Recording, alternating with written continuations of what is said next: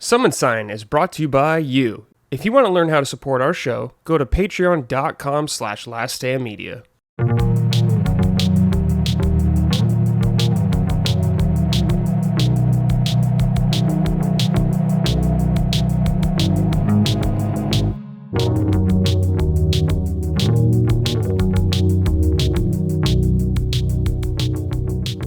Hello everyone, welcome to episode 37 of Summon Sign, Last Stand Media's weekly in-depth gaming discussion podcast. I'm your host as always, Brad Ellison. Joining me this week is Jimmy Champagne. Jimmy, how you doing, buddy? Great, even though you put me on blast for not playing Astro Bot when I've been playing it all weekend. That's true, that's my mistake. Sorry everyone. Don't tell Jimmy to stand down or sort it out. Jimmy was playing before I was. I played it. He's been played a lot of it. That's right. No, just in case any of you don't know, Jimmy has also been filling in for Dustin while he's away, doing all of our thumbnails. So if you see those wonderful Eldritch thumbnails, the horrifying ones, like the Star Wars Outlaws one from last week was terrifying. There's one picture of Brad on the entire internet. I know. So like working that into a thumbnail every week, I'm like, how am I going to do this? I'll have to give Jimmy a bunch of pictures, a bunch of headshots. Yeah. I can add to my folders of I have a bunch of YouTubers' faces on my desktop. I got like 4,000 pictures of Jake Baldino just in this 10 gigabyte folder.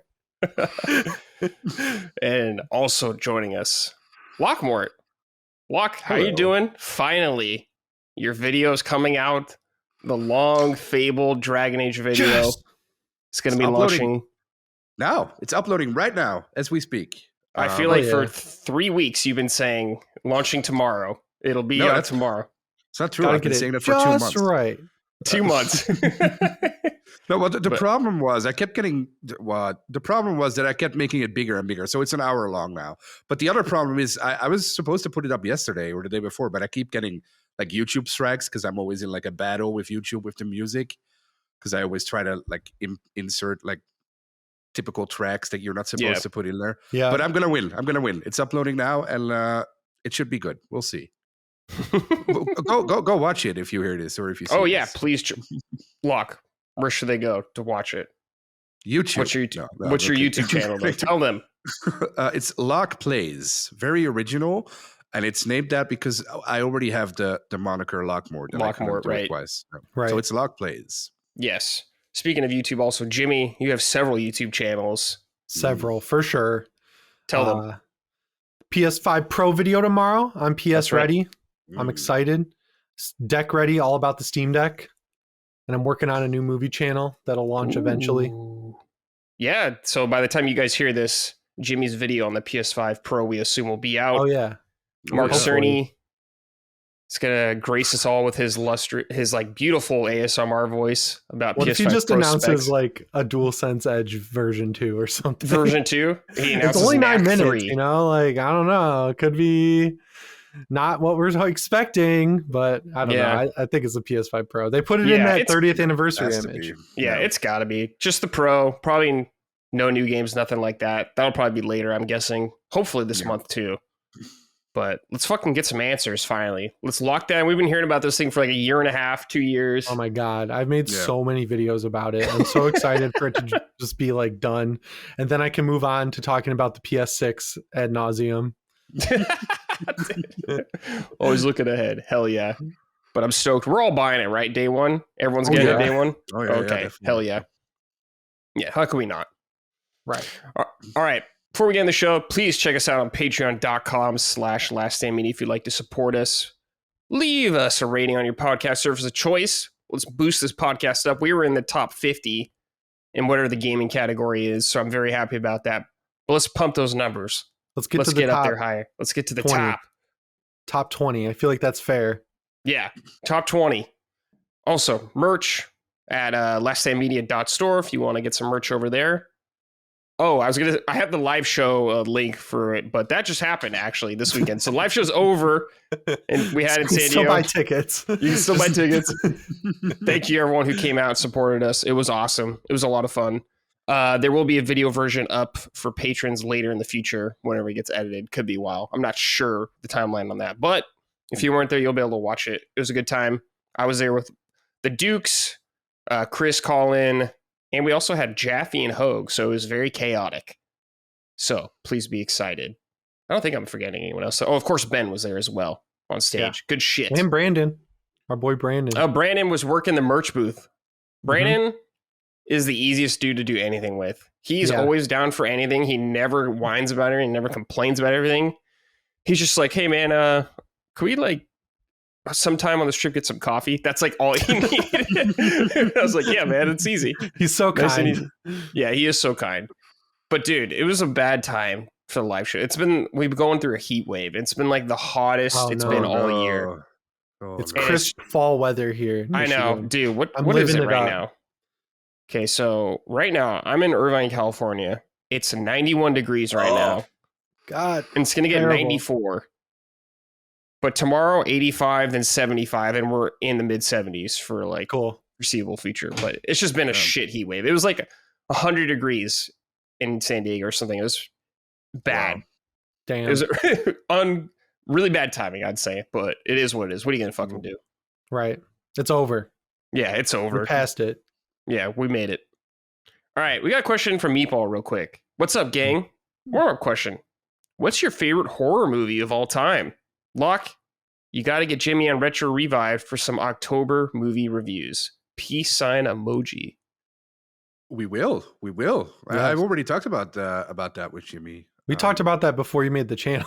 Yeah, exactly. Yeah. That's why I made the channel. Yeah, I'm always happy to talk about horror movies. All right. You want me to go first? Yeah, Jimmy, you'll go first since everyone knows you're the horror buff. Okay, my 2. I have like equal. Ooh, 2. favorite. Okay. Original Halloween, obviously. There's no way I can't pick it because that is my favorite horror movie, but also that's how I got started on YouTube. So it's like I'm really biased. And then the Evil Dead remake from 2013. Fede Alvarez, the most criminally underrated director in horror. Movies like Evil Dead, Don't Breathe, The New Alien. He's goated. He knows what he's doing. He has the best practical effects in the game. Cool characters.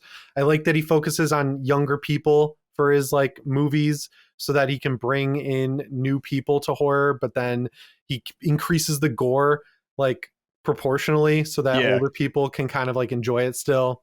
But yeah, Evil Dead's awesome. If you look into like the production of it and just how it all came together, the whole story there, it's crazy. It's like nuts how it all happened. And that I don't know why that movie doesn't resonate with some people, but I watch it all the time, like probably 2 or 3 times a year. It's just like my comfort movie. Damn. I haven't seen it, Jamie. Well, I've seen parts of it, but I haven't seen the whole thing. But so good.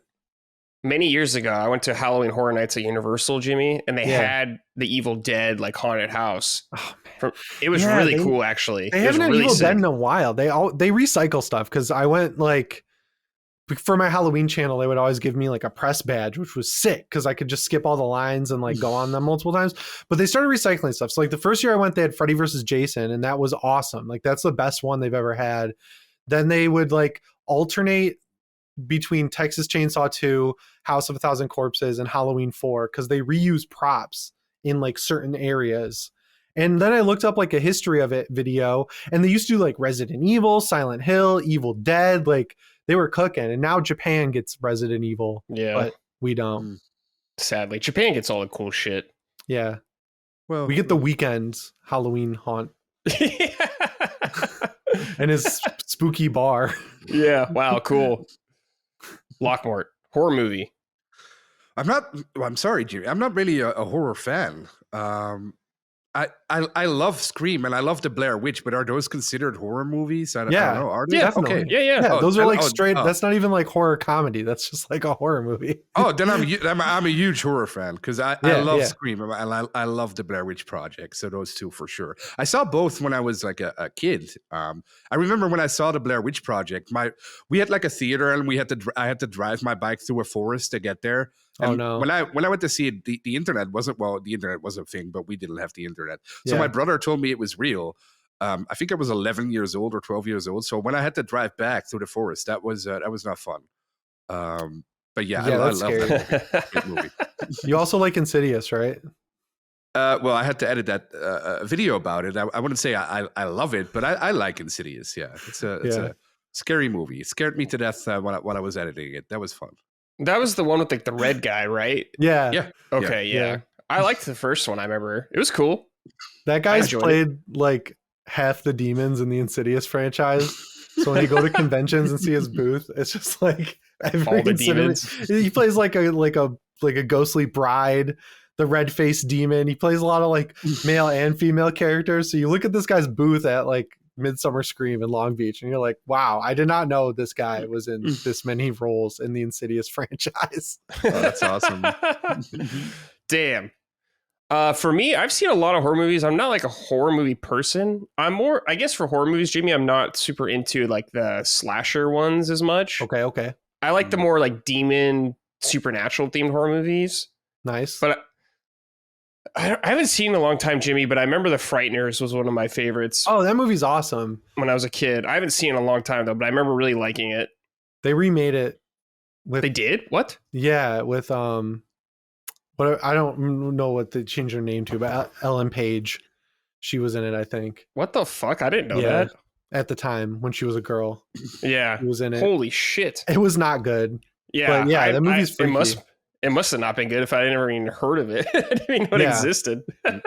There's a bunch Holy of those. shit. Like they remade a bunch of John Carpenter movies straight to DVD that like I was looking up research for a video and I was like, I did not know they remade Assault on Precinct 13. And then I looked it up and I was like, oh, that's why I don't know, because it was like a Red Box movie. Oh, that's with John Travolta. I've seen that one, I think. Isn't that with Is John it good? Travolta? No, it's horrible. Yeah. It's like I never heard of it. It's like the fog. That's awesome. Yeah. But yeah, there you go. Horror movies. I love horror games, though. I'm much more into horror games than movies. Oh my God. You just reminded me. So there's this movie. Me and Jake Baldino were talking the other day, and we don't know how we've never heard of this because it's from Stuart Gordon, the guy who directed Reanimator, who's awesome. It's called Dagon, and it came out in 2001. It's on YouTube.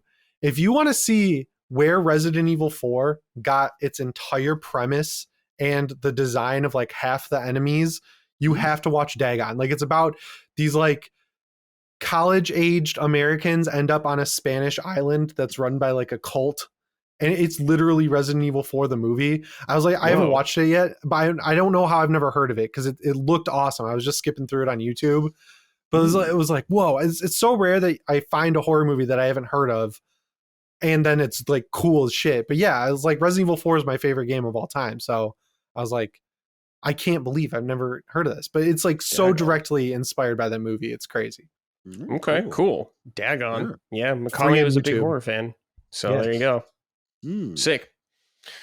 All right. Over the past several weeks, we've been going everyone's top or GOTYs for the last decade. We've done Lockmort's, we've done mine. Jimmy, it's your turn. We're going to find out a little more about you. We're going to start with 2014. Let's hear it. Okay. I went through the list of 2014 games. Yeah. Not a lot of great stuff that year, but Alien Isolation. Just replayed it after watching Romulus. And I was reminded when I got it, I went to Meijer, which is Michigan Walmart, basically. I went with my friend who was kind of like a shady kid. And she told me like about this trick she would do, which was like fill a garbage can with all the stuff she wanted to buy and then just scan the garbage can at self-checkout and then steal everything. And she was like, do you want to throw your game in there? And I was like, no, I'm a good kid. So I bought Alien Isolation. And I played it like all night the night it came out. And I was like, this game rules. And then I saw the reviews, like IGN gave it a 6. And I was like, what? Yeah. You're crazy. That game is so good. It goes from being like Outlast for the first half. And then it moves into being more like Resident Evil 7 for the second half. So you get a little bit of like Alien. You get a little bit of Aliens. Ellen Ripley's daughter is awesome in it. I like everyone kind of is Ellen Ripley her name? I don't know. Her daughter's in it, and everyone kind of wants her to be brought into the mainline Alien universe because she's so good. And there were tons of rumors about a sequel or whatever. I don't know, but yeah, that was definitely my GOTY in 2014. Nice. Did you like The Evil Within, right? Yeah, that was my like runner up. Okay. Did Ground Zeroes come out in 2014 or 2015? I want to say it's 2014. Okay, so that's like my third place. But yeah, Evil Within was sweet too. I got that day one. I reviewed it for my college newspaper. Nice. Yeah, that game's also very underrated. That was a good year for survival horror that wasn't like established IP. Yeah, that's true. Yeah, I've always wanted. I need to play Alien Isolation. I know you've been bugging me about it for a while. It's definitely It's a hard. game. Yeah, it's long. It's like 18 Yeah, hours. it's a long game. It's definitely a game I've heard more praise as time has gone on with the game. Yeah, because I do remember when it came out that like some reviews were kind of in the middle of the road or just good, not like great or anything like that. So, but it's good to hear a lot of people loved it. Still has some of the best AI I've ever seen in a game. Yeah, it like changes. It changes based on how you play. Yeah, it's like halfway it's through like the game you get a flamethrower and adaptive or whatever. It. Yeah, or like you can scare the alien too much with the flamethrower, and then it'll kind of know you're not going to use it because you don't want to waste ammo. But if you just like light up the flamethrower in its face the first few times, it'll run away. But then later on, it's like it like taunts you a little bit. That's sick. I didn't know that. That's awesome. Yeah. Holy shit. Yeah. It still looks really good. Like I was really impressed with it. It runs great. Yeah. I think the Switch, like as far as the console ports go, I think the Switch one has more graphical features than the PS4 and Xbox versions. So like that's the best console version somehow. What? That's so weird. Yeah. Okay. Wow. All right. 2015. Metal Gear Solid 5, The Phantom Pain. Easy. I was like waffling between that and Dying Light. But like Dying Light's a game that I liked the first time I played it, and then I replayed it probably a couple of years ago and liked it more.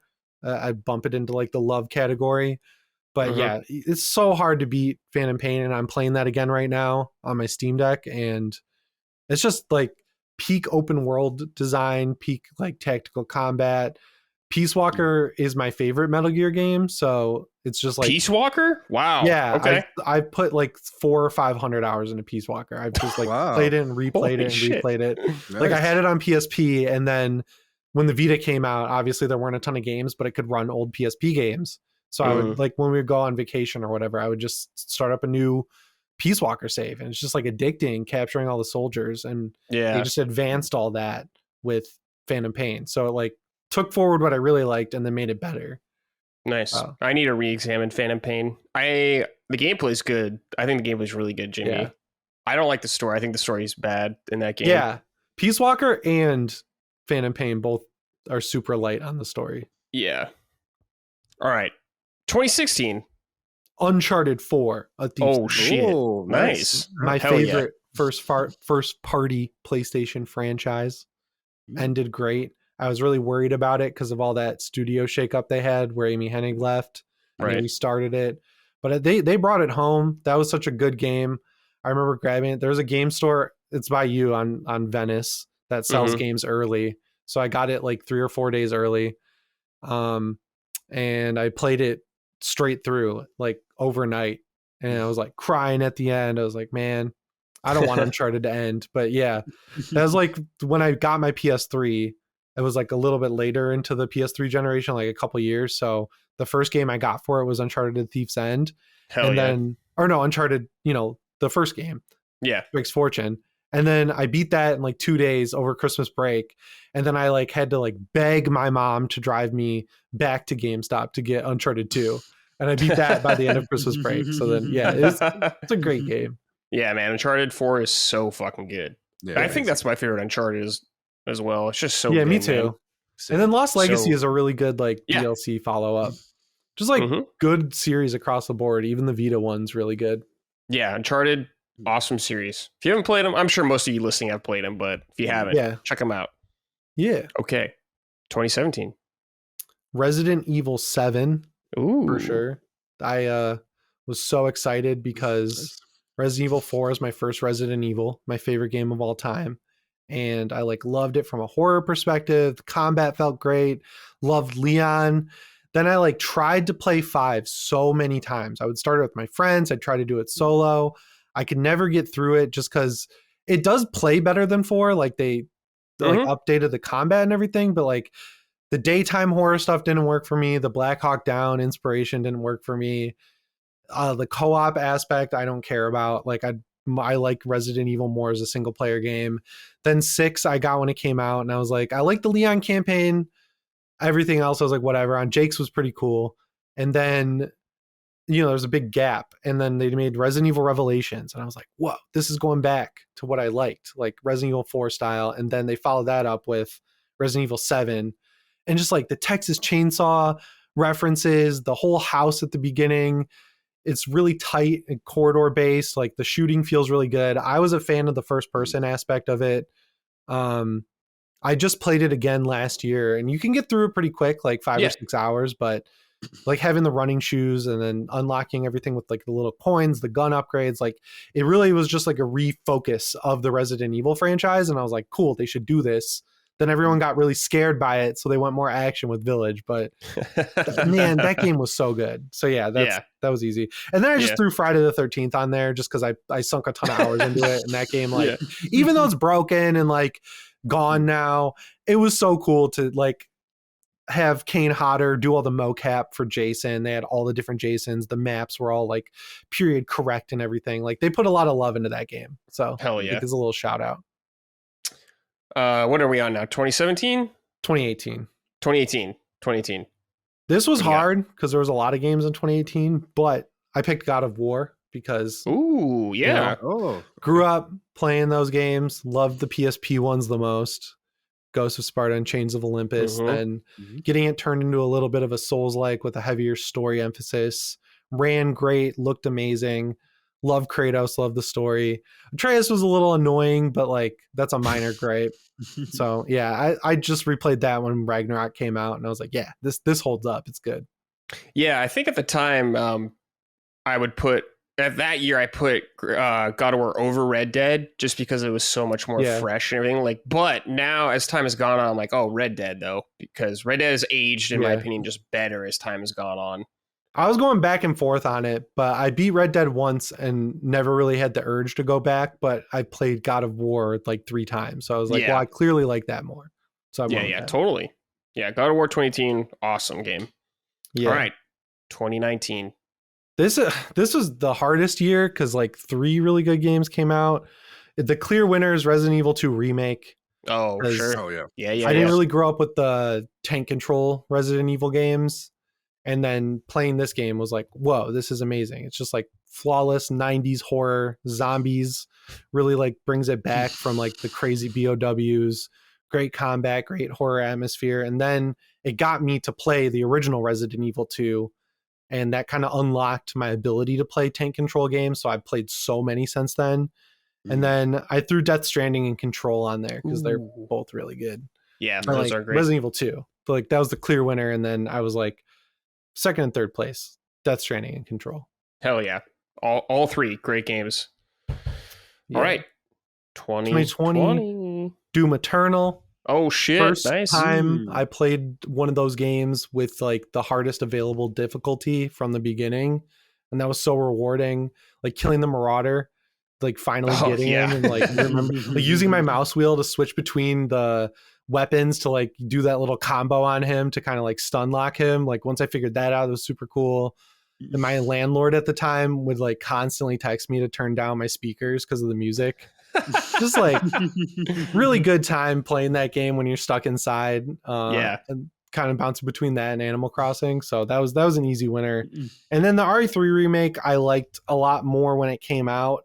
But then I played the original after I played the original 2, and I was like, no, the original is way better. The remake is worse. Yeah. I think the remake's a good game, but a big missed opportunity in a lot of stuff with that game. And like that, it's kind of like the difference between 4 and 5, where it just goes a little too hard into the anime territory for me, like with the big rail gun at the end and stuff. I'm like, sure, you got the vibe right with the like exploring Raccoon City and everything, and like the zombies and all that. But then when it starts getting into like the big crazy shit where it's like you can't lose because you've got this insane overpowered weapon that like no human could hold, I'm like, that's where I sort of glaze over. So that one gets bumped down, but those were my 2 favorites that year. Okay. 2021. Village, Resident Evil Village. Yeah, sure. Yeah. Just gonna keep coming up. I liked it. I loved it. I liked it less than 7 because it went so action heavy, and I didn't like the way the story resolved, but the DLC was like kind of cool. Just being in the world was awesome. Like the actual village itself, that little hub world, like that was a cool like horror atmosphere, very Resident Evil 4 inspired. Biggest gripe is that like you feel like you leave a location just as soon as you start to get used to it. Like the castle's 7 rooms, but like when you see it, it's like a giant castle. Yeah, it's, you know, I was like, it's the best part of the game for me, and it's at the very beginning, and I'm always like, damn, it's over. Yeah, that already. and the dollhouse are my favorite parts. Yeah, and then same criticism as 3, dollhouse, like when you play as Chris and you've got, you know, you're calling in airstrikes and you've got like insane guns. I'm like, whatever. Chris is an action hero now. He's been through so much shit. Yeah, he's cool, and they fixed him. They fixed him from 7 because that was weird. That was bizarre when you see. Yeah, he was like a different person, and he's like so average in every way. Like, look, he's just like a guy. It's like, just Chris Redfield. Can't do that. And then it brought back Mercenaries, which was cool. I like that. Yeah, that was my favorite extra mode in Resident Evil. Oh, did you play? I never played that in that. It's cool. It's not as good as 4's, but it's an interesting extra mode. Yeah. But they added, you could play as like some of the villains in it later on too, which is cool with the DLC. You could be like Lady D and Heisenberg, which is awesome. Fucking Heisenberg, that was funny.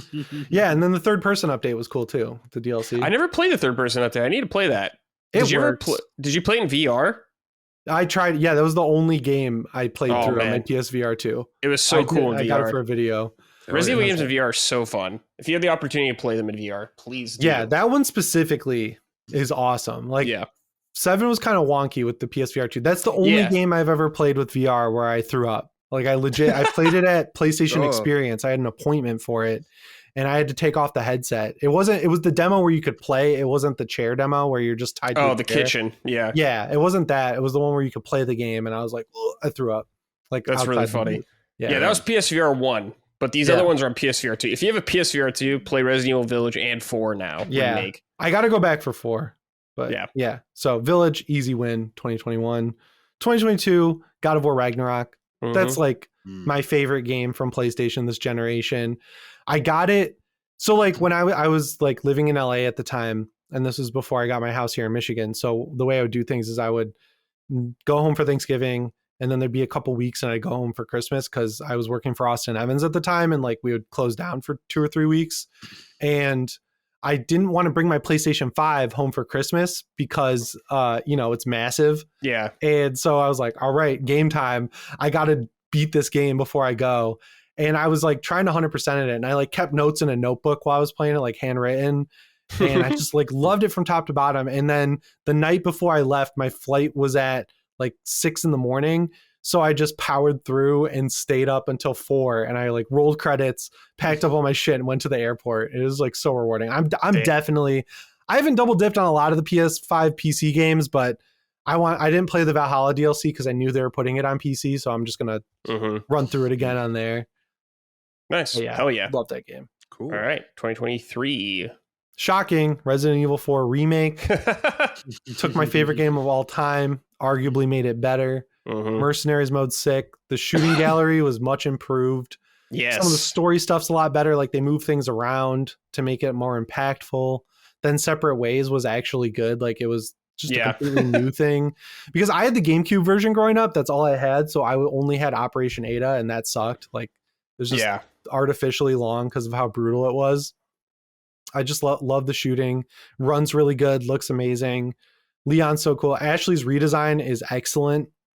A lot of the boss fights still hold up, and just the atmosphere of that game is perfect. That's like everything I look for in a horror movie. Everything I look for in a horror game is that like creepy stuck in the woods in an isolated setting.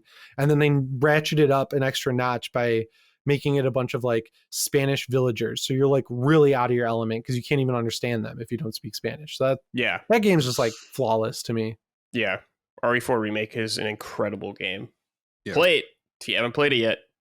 Yeah, I'm like shocked. I thought that was like going to be clear cut the best selling Resident Evil ever, but I think it's still 2 remake. But best selling Resident Evil, I want to say 6 was for a long time. Oh yeah, 6 was for a long time. Let me see. I remember 2 did really good, like shockingly good. Yeah, 2 did really well. Let's see. Oh yeah, you're right. According to Google real quick, it is Resident Evil 2 2019. 14,000 or 14 million, I'm sorry. Then RE7 13, Village 10 million. Resident Evil 5 is 9.2. But I'm sure over time it's going to sell a lot more. Yeah. They usually put those out pretty cheap also. Yeah, they'll do like a gold edition or whatever. That's when they always sell. Yeah. That game, check that game out. All right, Jimmy. 2024, year's not over yet, but current GOTY. Space Marine 2, probably. Ooh. I played a lot of old games this year. Like nothing's really captivated me. Like I played Dragon's Dogma in January. Then I just like didn't connect. It was two's way too similar to one. I fucked up by playing the first one. Sure, close to it. I was like, oh, it's just the same game again. I'll wait, give myself some time. I haven't played a lot of new stuff this year. I went back to Gran Turismo 7, played a lot of that. Super fun. Metal Gear. You didn't finish Rebirth, right? No, because I like the PS5 Pro. I'm like waiting for that. To see if there's that upscaling. Like if it can run at 60 and have a split difference between the performance graphics and then the quality graphics, I'd appreciate that. Because at the beginning of the game, it looks fine in performance mode, but the farther you get in, the upscaler gets cranked so hard that it looks like you're playing at like 600p. Yeah, so I was like, I'll just give it a little time. If not, you might as well wait for the PC version. Yeah. Also, because that's where I played Remake. If it's good, I don't know. Yeah, I know Rebirth or Remake wasn't great when it came out, but yeah, you still have to mod it. But they ran good on Steam Deck. That's where I played it. Oh, okay. But yeah, Space Marine 2, I just love it. Hell yeah, we're gonna talk about that more because you've been playing a lot of it. I'm very excited for that game.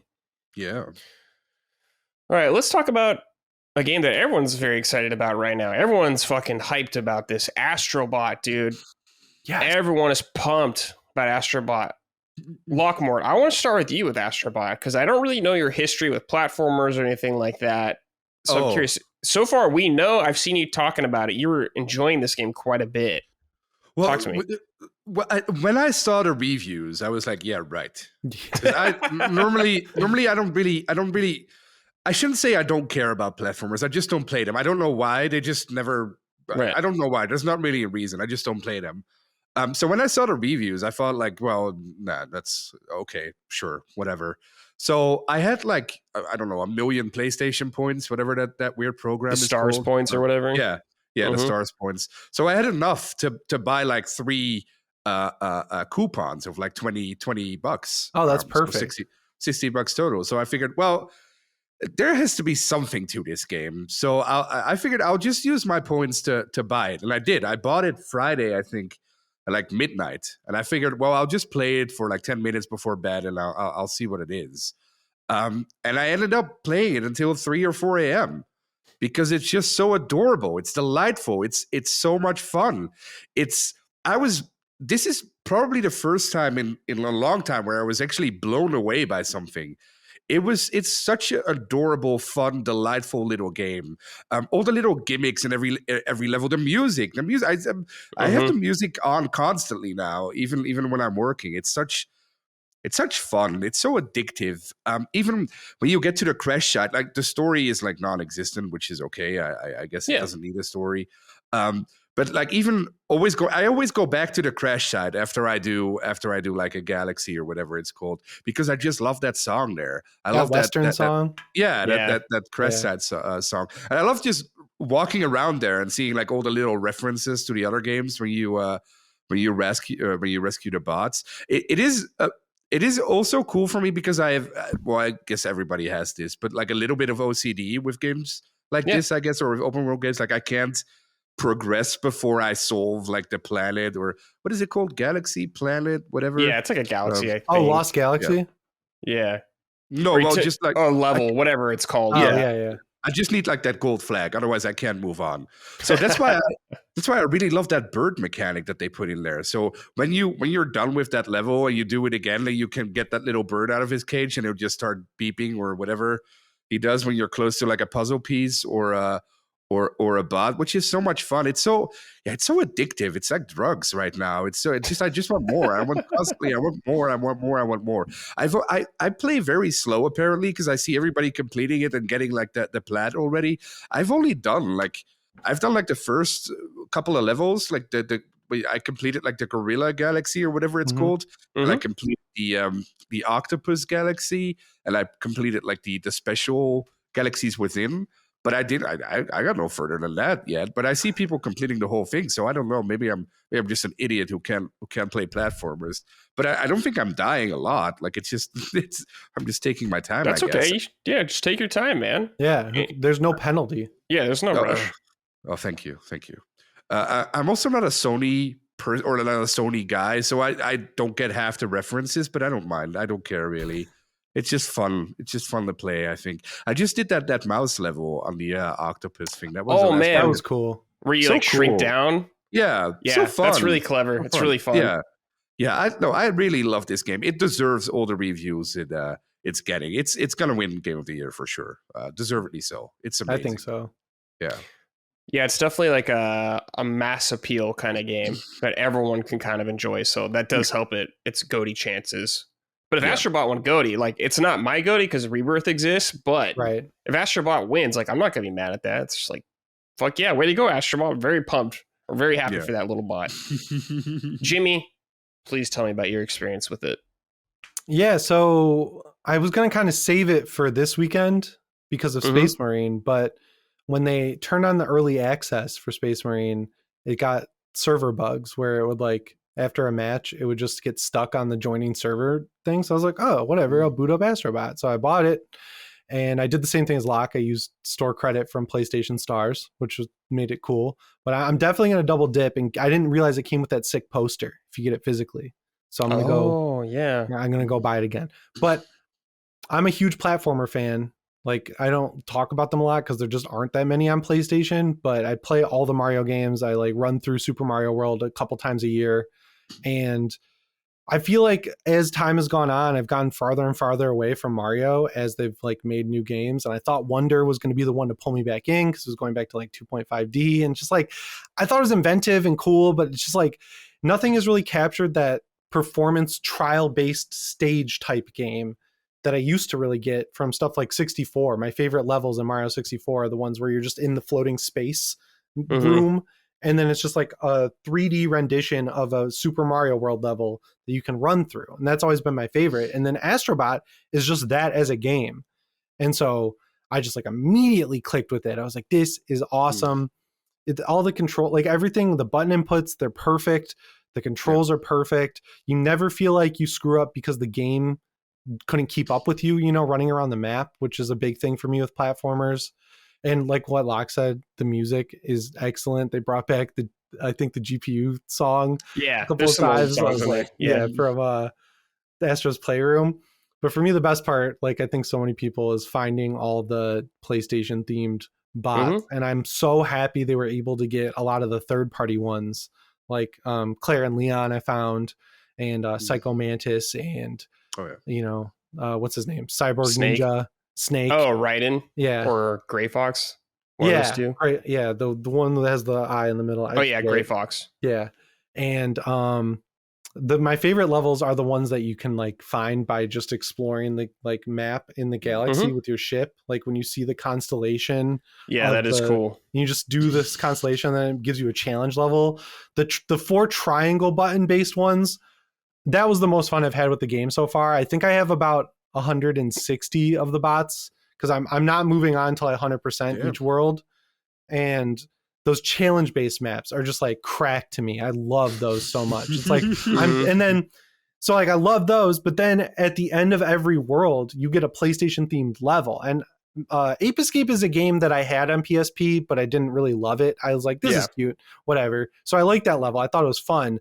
The second PlayStation themed level you get is Bot of War, and it's like a mini God of War Ragnarok game in a level. I was like tearing up for like hearing the music and like just getting to play through like little moments from the game and just being the little cute Kratos Astro Bot. Like if they make a Nendroid of Kratos Astro Bot, I will buy it. Yeah. It's just like it's just nice to have a game like this that isn't PlayStation All-Stars, obviously, that celebrates like PlayStation as like a brand, because Nintendo does this constantly and they're constantly rewarded for it. And I feel like Sony's been kind of afraid to do it because they know that they have to do it perfect to get people to pay attention. they're kind of like burned by All Stars and how that performed. So it's like I'm kind of glad on the one hand that they waited so long for the perfect game, but I'm like kind of like you should have done this sooner on the other hand, because PlayStation has such like a rich library of great characters. You know, it's nice to see them all together. Yeah, it is really nice. The beginning, it's really funny because like the whole game is product placement, but it works really well in a cute way. It's like the beginning of the game, everyone's on like a spaceship that is a PS5. And like all the bots are there, and it gets taken out by this alien guy. He was in. So I've played the VR one, Rescue Mission, which was awesome back in the day. Is that one like product placement-y too, or did they? No, it wasn't nearly as. I don't really remember it having product placement in it necessarily. Well, not nearly like this. I don't remember like a lot of bots from PlayStation. I could be misremembering, but I haven't played it since it came out. But I don't remember nearly as like it was then. But Playroom is when they really started to get crazy with it, and it makes sense. And like, I'm just so delighted to see this game exist. It's so awesome to see, especially in the age of where it feels like Sony first party is all like, $200 million games take 5 years to make or whatever. And this game was made in 3 years, I think, with like a small team of like 60 something. I don't know what the budget was, but it wasn't nearly the budget of other games, I'm sure. And just to see it do as well as it does, like this is a cheaper game also. It was it's $60, not $70. Yeah. But you can get a $70 version with some cool deluxe stuff. Like you can get a Bloodborne outfit for your bot and stuff like that. I bought that. So yeah, I bought it immediately too. I was like, well, I have to buy this now. Gotta rep Bloodborne. Yeah, gotta rep Bloodborne. Anytime that we gotta show them, like they know, just fucking put Bloodborne out on PC or a remaster. I don't need a remake. If you do it, that's cool too. But just fucking get that game out there already. For God fucking sakes. They put the old Hunters soundtrack on Spotify today. So really, I didn't know that. Holy shit, it's heating up. And then the Japanese Instagram account keeps posting Bloodborne pictures for some reason. Dude, I refuse to get excited. I refuse. Yeah, I know. They've done this stuff for so long. Like they tease stuff and then just nothing happens. Nothing happens. Or it'll be like an art book or like maybe they'll announce it tomorrow during the pro version. Oh. Yeah, fucking 9 minutes. Lockmort. Yeah. Relax. I feel like Bloodborne, if they're going to announce one game and it was just Bloodborne at the very end, or when they show off the PS5 Pro, they're just casually playing Bloodborne on it. That would be awesome. It would have been cool also if if they could have timed Astro Bot right, where maybe at the end of the game when you rebuild your ship, you rebuild it as a PS5 Pro, and then like the trailer's there or something. That'd be cool. They could patch it in. They're gonna add some bots that are DLC and stuff, so maybe they'll add that in as DLC. Yeah, Pro ship or something, or it'll get upgraded. Yeah, his PS5 to Pro. That'd be awesome. Yeah. But yeah, Astro Bot, dude, just fucking like Locke said. I like to use the word delightful for this game. It is so fun to play this game. It brings back that child wonder, I guess, like a childhood feeling of gaming. You're just having a great ass time. Everything is so clever. I feel like they introduce a lot of fun ideas pretty often in a level. Like there's a bunch of power-ups you can get for Astro Bot. Like one of the first ones you get are these two like almost like boxing glove kind of things. Yeah. You can use them to punch guys, but how they use these items also in the level, like you can lift certain things up with them like that, or you hook them onto stuff and pull yourself back like a slingshot and launch. It's all very clever how they do all that. The levels are also a very good length. You get enough time to really get a sense of the level and really get a feel for it and feel like you had a good run, but it never drags or anything like that, or it doesn't end too quickly. It's all really well done. The boss fights are also very good. Yeah, I was really surprised. The second one was hard. The timing when he punches and you have to hit him like punch his fist back. I died a couple times on that, and I felt like an idiot. I was like, "What is wrong with me? I can't do this." But it's it's just great how much there is to it. It's just like I totally get why people are saying like comparing it to Mario, because it does remind me of Mario in a lot of ways. Of course, Astro Bot doesn't have the legacy or the amount of amazing games Mario does, but this could be Sony's like Mario if they play it right. And it seems like every iteration they've done has just gone better and better. So hopefully they'll continue to do that. Expand that studio for sure, and like kind of let them turn it into Mario. Like they should let that studio do whatever they want, because they're fucking incredibly talented. That's like it's their only Japanese studio also. Right. Yeah, it's a bunch of people from Japan Studio, right? Yeah, there was like a people from Japan Studio in there and stuff like that. Yeah, so I guess it is like the newer Japan Studio.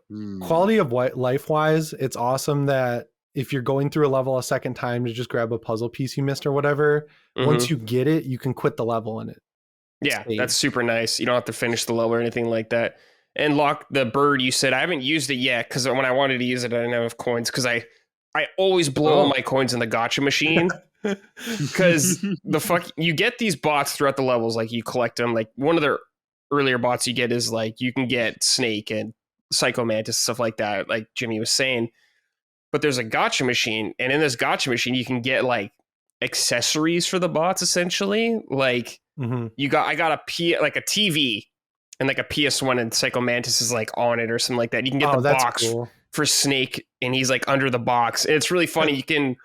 Some of the bots you can interact with, they do little things like you can hit Snake when he's under the box and he's looking at like a magazine, like a dirty magazine essentially. That's funny. So it's all really good shit like that. There's so much good PlayStation history in here and third parties like Crash Bandicoot's in here very early on. Jack is in there very early on. I'm really happy with a lot of the I've seen like a couple deep cuts. I believe there's no Square Enix guys in this game though. Yeah, I saw that Cloud wasn't in it, really? And I was like kind of shocked by that. Because the Buster Sword was in the Playroom, the Buster Sword at least, and it's like a PlayStation Stars trophy. Yeah, exactly, and it's like Final Fantasy VII is like synonymous with PlayStation 1, especially. So it's I'm hoping they'll do like a Square Enix themed DLC or like package of bots. Hopefully they'll add in there. Because there's like a bunch, there's like Konami in there, lots of stuff. There was like, I don't want to spoil them all. There's a lot of really fun stuff. It's very fun and rewarding to go out and try to collect these bots. It's awesome. Yeah, and like, also really cool. If you go to the crash site planet where they are, you hit them. They all do like this little animation. Yeah, they all have like special little animations and stuff like that. So all the monkeys. But yeah, there's Alucard. I haven't gotten them yet, but I know they're in there. His bunch of Konami guys. Accessory is a coffin, and he just sleeps in it. Yeah, that's so good. It's perfect. Yeah. There's like Joel and Ellie, of course, and all that stuff. All like the most PlayStation guys you expect are going to be in there. So it's great.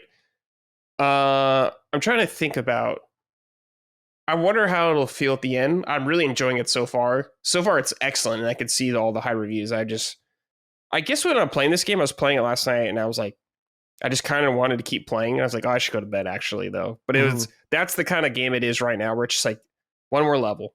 One more thing. Let me do one more level to see what's in here. I can't wait. Like every level, I'm just excited to see what they introduce. Yeah, I was playing it during the Lions game last night, and then I went into overtime, and it ended. And I was like, I should go to bed. It's midnight. And then I just kept playing and playing and playing. And I haven't done that with a game in so long. It was nice. Yeah. It's just so damn good. Let's read some questions from the audience or write-ins. This is from Jared R. Hey, gents. I'm sure you've all talked about how much you love Astro Bot at this point, and I do too.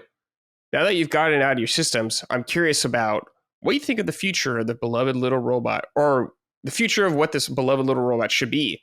And more specifically, what do you think it should lean into? Would you want a future entry in the series to keep leaning into PlayStation iconography and have him keep palling around with established characters and visiting adapted worlds? Or would you like to try and carve out a more of an independent identity and establish a cast of unique characters, enemies, and locales that could potentially rival the likes of Mario or Sonic? I could see Team Asobi going either route and doing either very well, but I wonder what you'd prefer and think would be more successful. Thanks for all the quality content. So yeah, I've seen some people worried about it leaning just too much into the history of PlayStation and not necessarily itself. What do you guys think about that? I think there's you go. No, I was just gonna say, I don't know that much about PlayStation, and it doesn't bother me. So I don't think that's a mistake they made or something they should rectify. Because if it doesn't bother someone who doesn't know PlayStation's history and stuff, then it's just a great game, I guess. But it would be cool to see them expand to other stuff that other people do know about, I guess. If they did something with movies, that would be fucking amazing. Wouldn't it, like that show Secret Level? They have Concord an episode, but not like that's crazy. That should have been 100% the first thing they did was Astro Bot. Like get that character out there to people who don't play games. Yeah. And then they'll Astro Bot. Then they can do a movie because the CEOs complaining that they don't have enough IP for movies. You got one right there. Like you're making the Zelda movie, just make an Astro Bot movie. You own it. Yeah, an animated Astro Bot movie. They'll probably be dumb and make it live action or something though. Yeah, like Sonic. Yeah, so I don't know about that. You know what they should do is they should do Astro Bot kart. They should literally just copy Mario and make a kart racing game with all like that different PlayStation kart guys and all that, like Kratos in his own little kart or something that's shaped like a boat Astro or Bot whatever. Theme though, still like they're all that would be sick. That'd be perfect. Yeah, they should totally get a kart racer out, like because the last kart racer game they had was Little Big Planet, Mod Nation Racers or whatever. I think they did Mod Nation, then they did it on PSP and PS Vita. Right. Yeah, and then Little Big Planet was like the end of it. Remember? Oh, Little Big Planet karting. I forgot that game existed. Drama with it, yeah. Like they didn't know marketing or something, and then they sent it out to die. It was like a huge thing. Damn. Yeah. Wow. Yeah. Astro Bot is the new Sackboy, but much more successful. It seems like. Yeah, because even with Sackboys, they had like different. They had like costumes for all the Sackboys. Like I had Metal Gear Solid 4 Snake. I remember in Astro Bot 1, or I'm sorry, in Little Big Planet 1. It was so cool. But Astro Bot has taken over. I think Astro Bot itself, though, is strong enough where it doesn't have to rely on PlayStation's history. I think it's a bonus, and I have no problem with them doing it. But I think the game quality is high enough where they don't necessarily need to rely on it. I think they'll just be just fine going forward without all of it if they choose to do that route. Like, I don't know. It's hard for me to doubt this team right now when all three of their games they've made have been so excellent. So I have full confidence in them right now. Hopefully something doesn't change or get fucked up because this is great. But right now, full confidence. All right, let's see here. They can do anything. Yeah, they can do anything. You could do an RPG, like a turn-based thing. Yeah. What, like, Jimmy, how would you feel? Like, I would say the structure of this is very similar to Mario Galaxy. You fly to like a little galaxy or whatever, and it's like a kind of level you run through.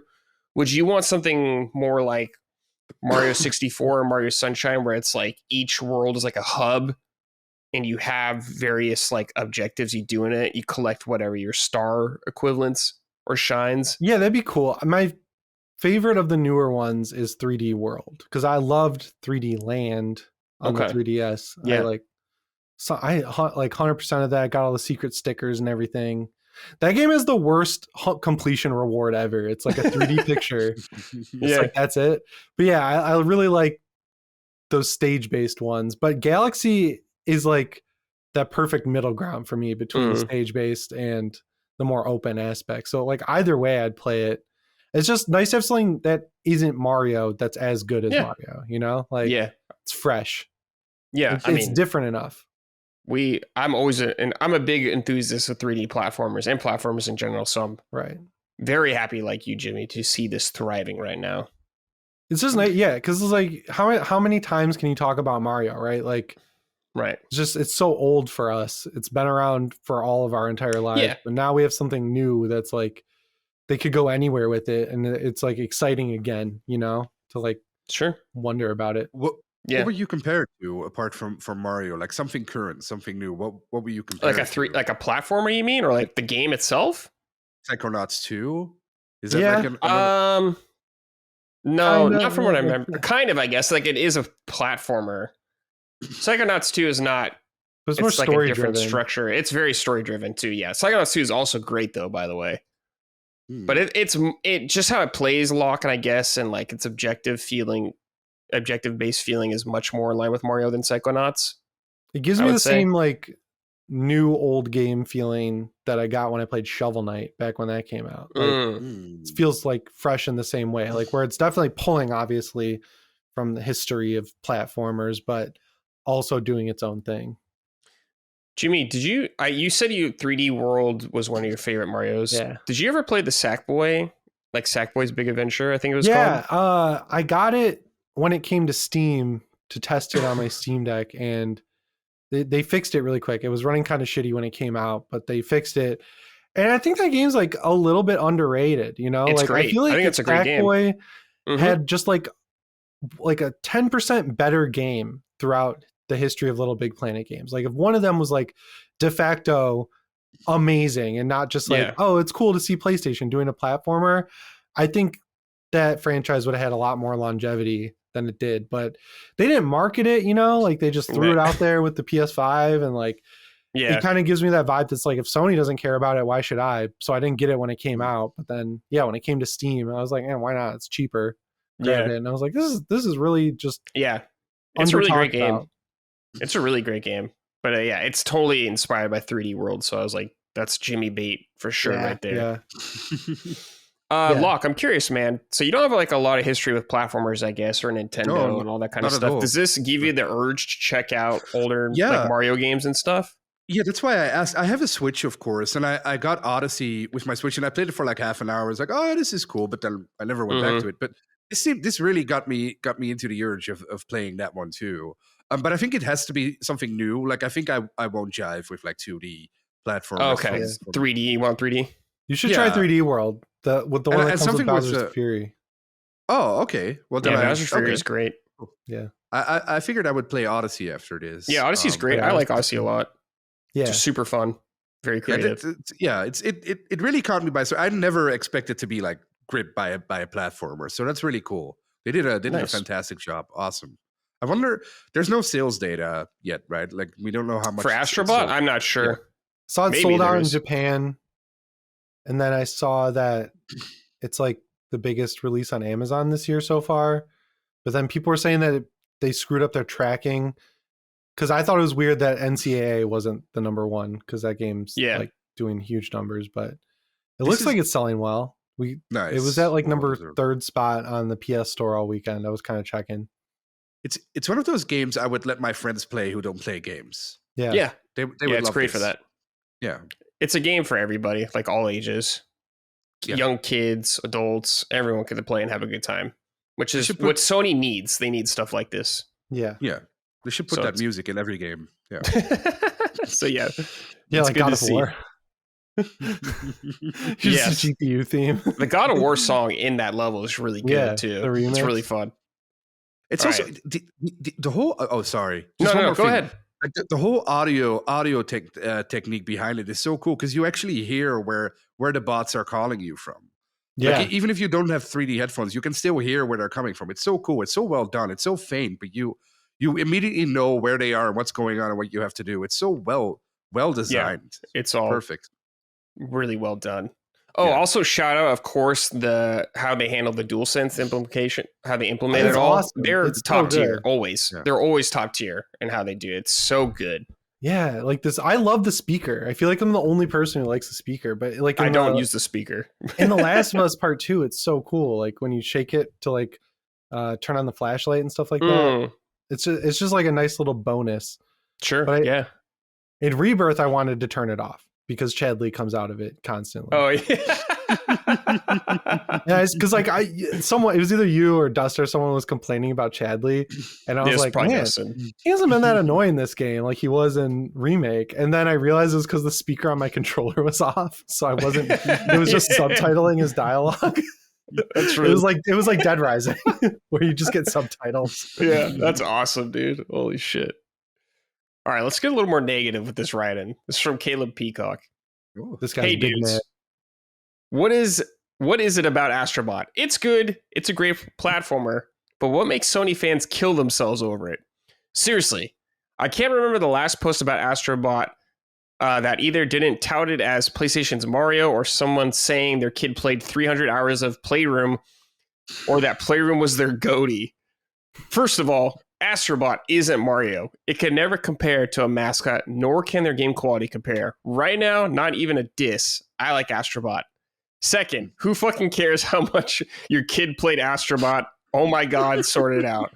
Third, if Astro Bot Playroom was your GOTY, you need to play more fucking games that year. I get tired of being... I get trying to be partial to people's beliefs and experiences, but I just think you have shitty taste if a glorified tech demo was your GOTY. What makes PlayStation fans meld with this game? Why can't they just accept a good game, buy it, and play it? Why do they have to proclaim it's the Mario for PlayStation, or how much time their stupid ass kid played and that it was their GOTY? Seems like the biggest fanboy shit ever. I don't even mind being a hater. Sort it out. This guy's awesome. Yeah. Caleb, yeah, I don't know, man. You're very. I agree with him on the kid thing. Like, if your praise for the game is based on your kid enjoying it, like, great. That's like I mean, I just like, who gives a fuck? Like, why a reason someone enjoys a game? I guess like that. Like, if some guy's having fun with his kid about the game, like, who fucking cares? Like, I don't know. Yeah. It's weird to use that as your linchpin argument as to why it's good. Like, some guy was having fun with his kid, played the my game. My kid loves my GOTY. PT Cruiser, so it's the best car of all time. Lockmort, what do you think about Caleb's write-in right here? It's funny. First of all, he did a great job. I hope it was meant as funny as it was. I can. You know what he said? I had that with Breath of the Wild when that came out, and like every reviewer said, like, "Oh, this is the best game ever made." And I played it. When I played it, it was so overhyped to me that I was like, "What the fuck are you guys talking about? This is like great, but it's not the best game ever." And I think that's bound to happen here too, very soon with people who are getting overhyped and think this is going to be the best game ever. It was great to me because I didn't expect it to be as great as it was. But now when people constantly tell you it's the best thing ever for days, you're going to eventually get disappointed.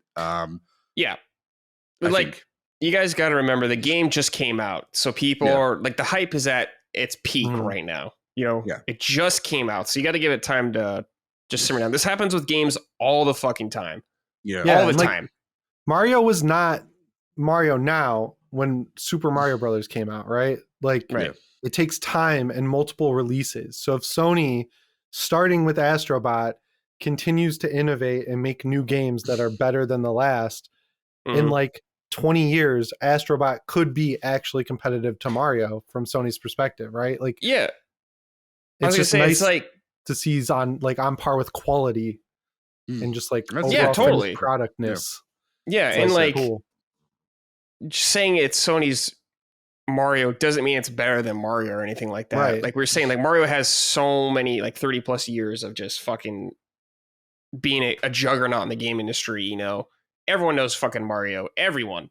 And it's like, it's not saying that Astro Bot is going to ever be as popular as Mario or like that, but it has the spirit of Mario, in my opinion, which really matters. But it's cool. Like Jimmy was saying, like they got to nurture this game. They got to treat it well going forward as an IP in the future, but we'll see. But Caleb, I'm sorry you're having an annoying time, but you know, just let fucking people be happy. All right. Who gives a shit? Self-reflect. Next time you get obsessed with a game, think about this moment. How you feel. This moment. Don't make other people feel that way. I don't know. I don't care. I don't mind when people overhype shit. I'm glad when people enjoy things. It's the fucking internet. Do people overhype shit or over negative things about things all the time? It's just the way it is. It happens to every game. Yeah. All right. This is from Dong Schnutz. Brandon. Howdy, someone bought 42069s. Astro Bot could not have taken half the time of Concord and seems to be at least twice as much loved. At least twice as much loved, dude. This is loved way more than Concord. At minimum, twice as much loved. Dude, this is like Concord was like pretty universally hated by most people. I would say the vast majority of people. Yeah, except for that one guy who wrote in last week. But some people like it, which is totally fine. But this is much more beloved so far. Concord was the equivalent of giving someone a budget for a Metallica concert, and when you show up, you're presented with something like Grand Slam performance at a Denny's, without the ironically so bad it's good part. Is that the video? You guys see that video, right? Where it's like that hardcore band at Denny's, like, what the fuck is up, Denny's? Legendary. I would love that experience. That'd be fucking awesome, actually. Does Denny's sell alcohol? I haven't think so, been to Denny's in my life. I think so. Wait, you've never been to Denny's? No, they don't. Well, like in Detroit, we have like New York style diners called Coney Island. They're all owned by Greek people, so you just go there. You don't go to a lot of chains in Detroit, really. But you were in LA for a while. You never went to a Denny's? No, there weren't really any by me. We went to Chili's a lot. I've been to Denny's. You've been to Denny's? Yeah, when I was in LA, I went to Denny's. That was one of the first and only times I had breakfast in the US because people kept telling me that you need to eat when you're in America. You guys eat pancakes for breakfast. We don't do that here. So I went to Denny's with my dad, and we had pancakes for breakfast. And I thought because here pancakes are like a dessert, right? So they like over crepes? Here they put like just pancakes. You said like waffles are like that too, aren't they? Yeah. That kind of makes sense. We put like ice cream on our pancakes because they're like a dessert. So when I Sounds went to good. Denny's and I ordered pancakes, they had like this big bowl, like this big yellow bowl on it. And I figured, oh, cool, ice cream in the morning. This is so cool. Ice cream for breakfast. And I put it in my mouth and it was butter. And then I never, ever went back to Denny's. Oh, you don't like pancakes with syrup or anything like that? Yeah, I do. I love pancakes with syrup, but not with butter. Just not for Oh, I breakfast? love them with butter. Butter? Okay. Put butter on everything. I mean, I think pancakes in the morning are a bad idea because they just fucking knock you out. Yeah, they make you so full. Yeah, breakfast food is just like takes me out, so I like rarely eat it. Anyways, sorry, what were we talking about? Do any of Sony's past platforms have a chance to really come back after this? I feel like Ape Escape could generally do well. Astro Bot and Ape Escape share some similarities. You traverse a semi-open level and search for bots/monkeys. Let me know y'all's thoughts on that. Also, I saw Locke's X post. Glad he's enjoying Astro since it seems a little outside his usual comfort zone. So, what is this expose? What does that mean? X, it's Elon's Oh, expose. Jeez, Twitter. Okay. I'm Twitter. sorry. Yeah, Twitter. of course. Expose in French means like a exposition. So I thought, okay. what did I do this time? But okay. Yeah, sorry, we're not all Yeah. multilingual like you No, freak. yeah. Your European education, son of a bitch. Yeah, it brought me very far to you guys. Yeah. So yay, good for me. Now you have great thumbnails for your YouTube. Yeah. All my friends have great jobs. Here I am. Dude, the Ape Escape, I could totally see them making an Ape Escape game. I don't know who could do it. Like if Team Asobi did it, I could see it. I could see it being a smaller game. I don't think you can make like a huge Ape Escape game. You can make like a 10-hour, 8-hour Ape Escape game like the originals, charge $30 or $40. I think that'd be really cool. I don't think you could charge $70 for an Ape Escape game nowadays, though. But I saw Chris Raygun. He loves Ape Escape. I saw him very pleased with Astro Bot. Very pleased at some stuff. Yeah. What do you guys think? Do you guys think some of their classic platformers have a chance to come back? Sly Cooper, I think, could come back. In my opinion, I think they could definitely do another one. Mm-hmm. Ratchet and Clank still exists. They still make Ratchet games. Jack and Daxter's been MIA for a long time. Naughty Dog doesn't seem to have any interest in it, but someone else could do it. Yeah, Jack would be cool to come back. I like that franchise. It's a little edgier. By the time you get to 2 and 3, it's edgier. I've only played Jack 1, and I played it a couple of years ago for the first time, but I did enjoy it. I was like, oh, I see why people like this game a lot. I played it when they did the collection on PS3. With the HD actors. Hell yeah.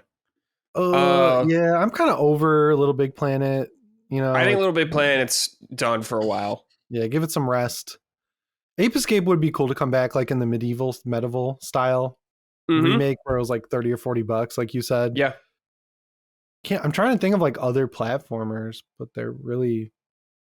Well, Crash Bandicoot's owned by Xbox now. Spyro is owned by Xbox Castlevania also. From Konami and start pumping those out. Those are kind of platformery. I mean, yeah, I've been anything Castlevania pump out. Just give me a new fucking game already. The new collection is sick. Yeah, man. Locke, do you think any of their past platformers could come back now and do all right? Well, I hope they don't do what companies usually do and immediately overdo it with everything. Right. Like just let this be what it is. It's awesome. Let it sit for a while, and then 2 to 3 years. I feel like it's good. Yeah. Don't do the live service game where every game is now a platformer on PlayStation. Yeah, don't do live service games. Like, I don't know if you guys ever played this game Puppeteer, but that was a Studio Japan game that came out on PS3 at the time. And when it came out, it was a budget game. It was $40. Awesome fucking game. I love that game. That was great. No one played it, though, sadly. I still have my PS3 copy, and they're super valuable. Yeah, me too. I still have mine. It's an awesome game. I love that game. It was hard. That was the first game, like, in that era. Because I would go to the GameStop in Holland, Michigan all the time. I'd bug the shit out of the guy who worked there. And then he's like, I went back to my college town last year because they invited me back, and the guy was working at the bar, and I was like, yo, it's Alex from GameStop. This is crazy. And, but he was like, oh, fuck, this guy again. He put aside Puppeteer because they only got one copy. He put it aside before I even came up there to look for it. He's like, I knew you'd want this weird shit. You're the PlayStation guy. And I was like, okay, thank you. I did want that. Yeah. But yeah, I don't know. I guess Astro Bot's success could lead to other platformers coming back if this game sells well, and I hope it does really well. Show some interest, and Sony will listen to that. But yeah, I guess if you want platformers to come back, PlayStation, like first party ones, you got to support this game. So right, I think that's it's why possible. Medieval didn't come back because everyone begged for it, and then they didn't buy it. It came back, and not enough people bought it. It's like Killzone and Resistance. Everyone's always begging for that, but it's like, look at the sales for Killzone 3 and Resistance 3, and it's like very obvious why those franchises went away. Yeah, but hopefully we get more platformers in the future from them. I love platformers. Me too. Xbox, dude, come on, man. You got fucking Banjo-Kazooie. Bring that shit back. I'm begging you. Not nuts and bolts. Normal Banjo-Kazooie. Banjo 3 or whatever, or remake Banjo 1, all right? Get that shit going. Come on, Phil. Come on. Come on, Phil. Come on, Phil. Dude, all those things coming out about Phil saying like he's like made like the worst game, some really bad game decisions, dude. It's so funny, man. It's like how do people say that kind of shit? He's so upfront about everything. It's so great, dude. I love it. Yeah. He talks so much, which is awesome because you learn a lot. But sometimes, like, I don't know if you should have said that, Phil. He could like be more open about good things he's done. Yeah. Yeah, you could be open about that. He could be less humble. Yeah, less humble. Oh, I turned down Destiny, all this kind of stuff. It's just like, oof. Phil, come on, bud. All right. Jimmy, Warhammer Destiny. Space Marine 2. Oh, yeah. Let's talk. Oh, yeah. I played the first one very recently for the first time. It was a cool game.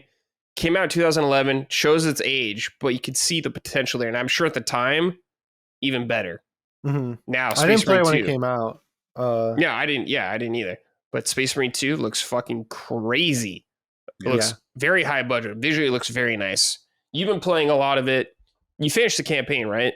Yeah, I got it on the Sunday before Labor Day. Played like half of it that day, and then on Labor Day, that's all I did. Was I just finished the campaign. So it took me like 9 hours, like somewhere between 8 and 10. Oh shit. And felt like it was just the perfect solid campaign, right? Like, it's got a bunch of levels. The story progresses. It doesn't have forced padding at all. You're literally just going from the start of a level to the end of the level to the start of the level. You know, it's like in sequence. The story ramps up.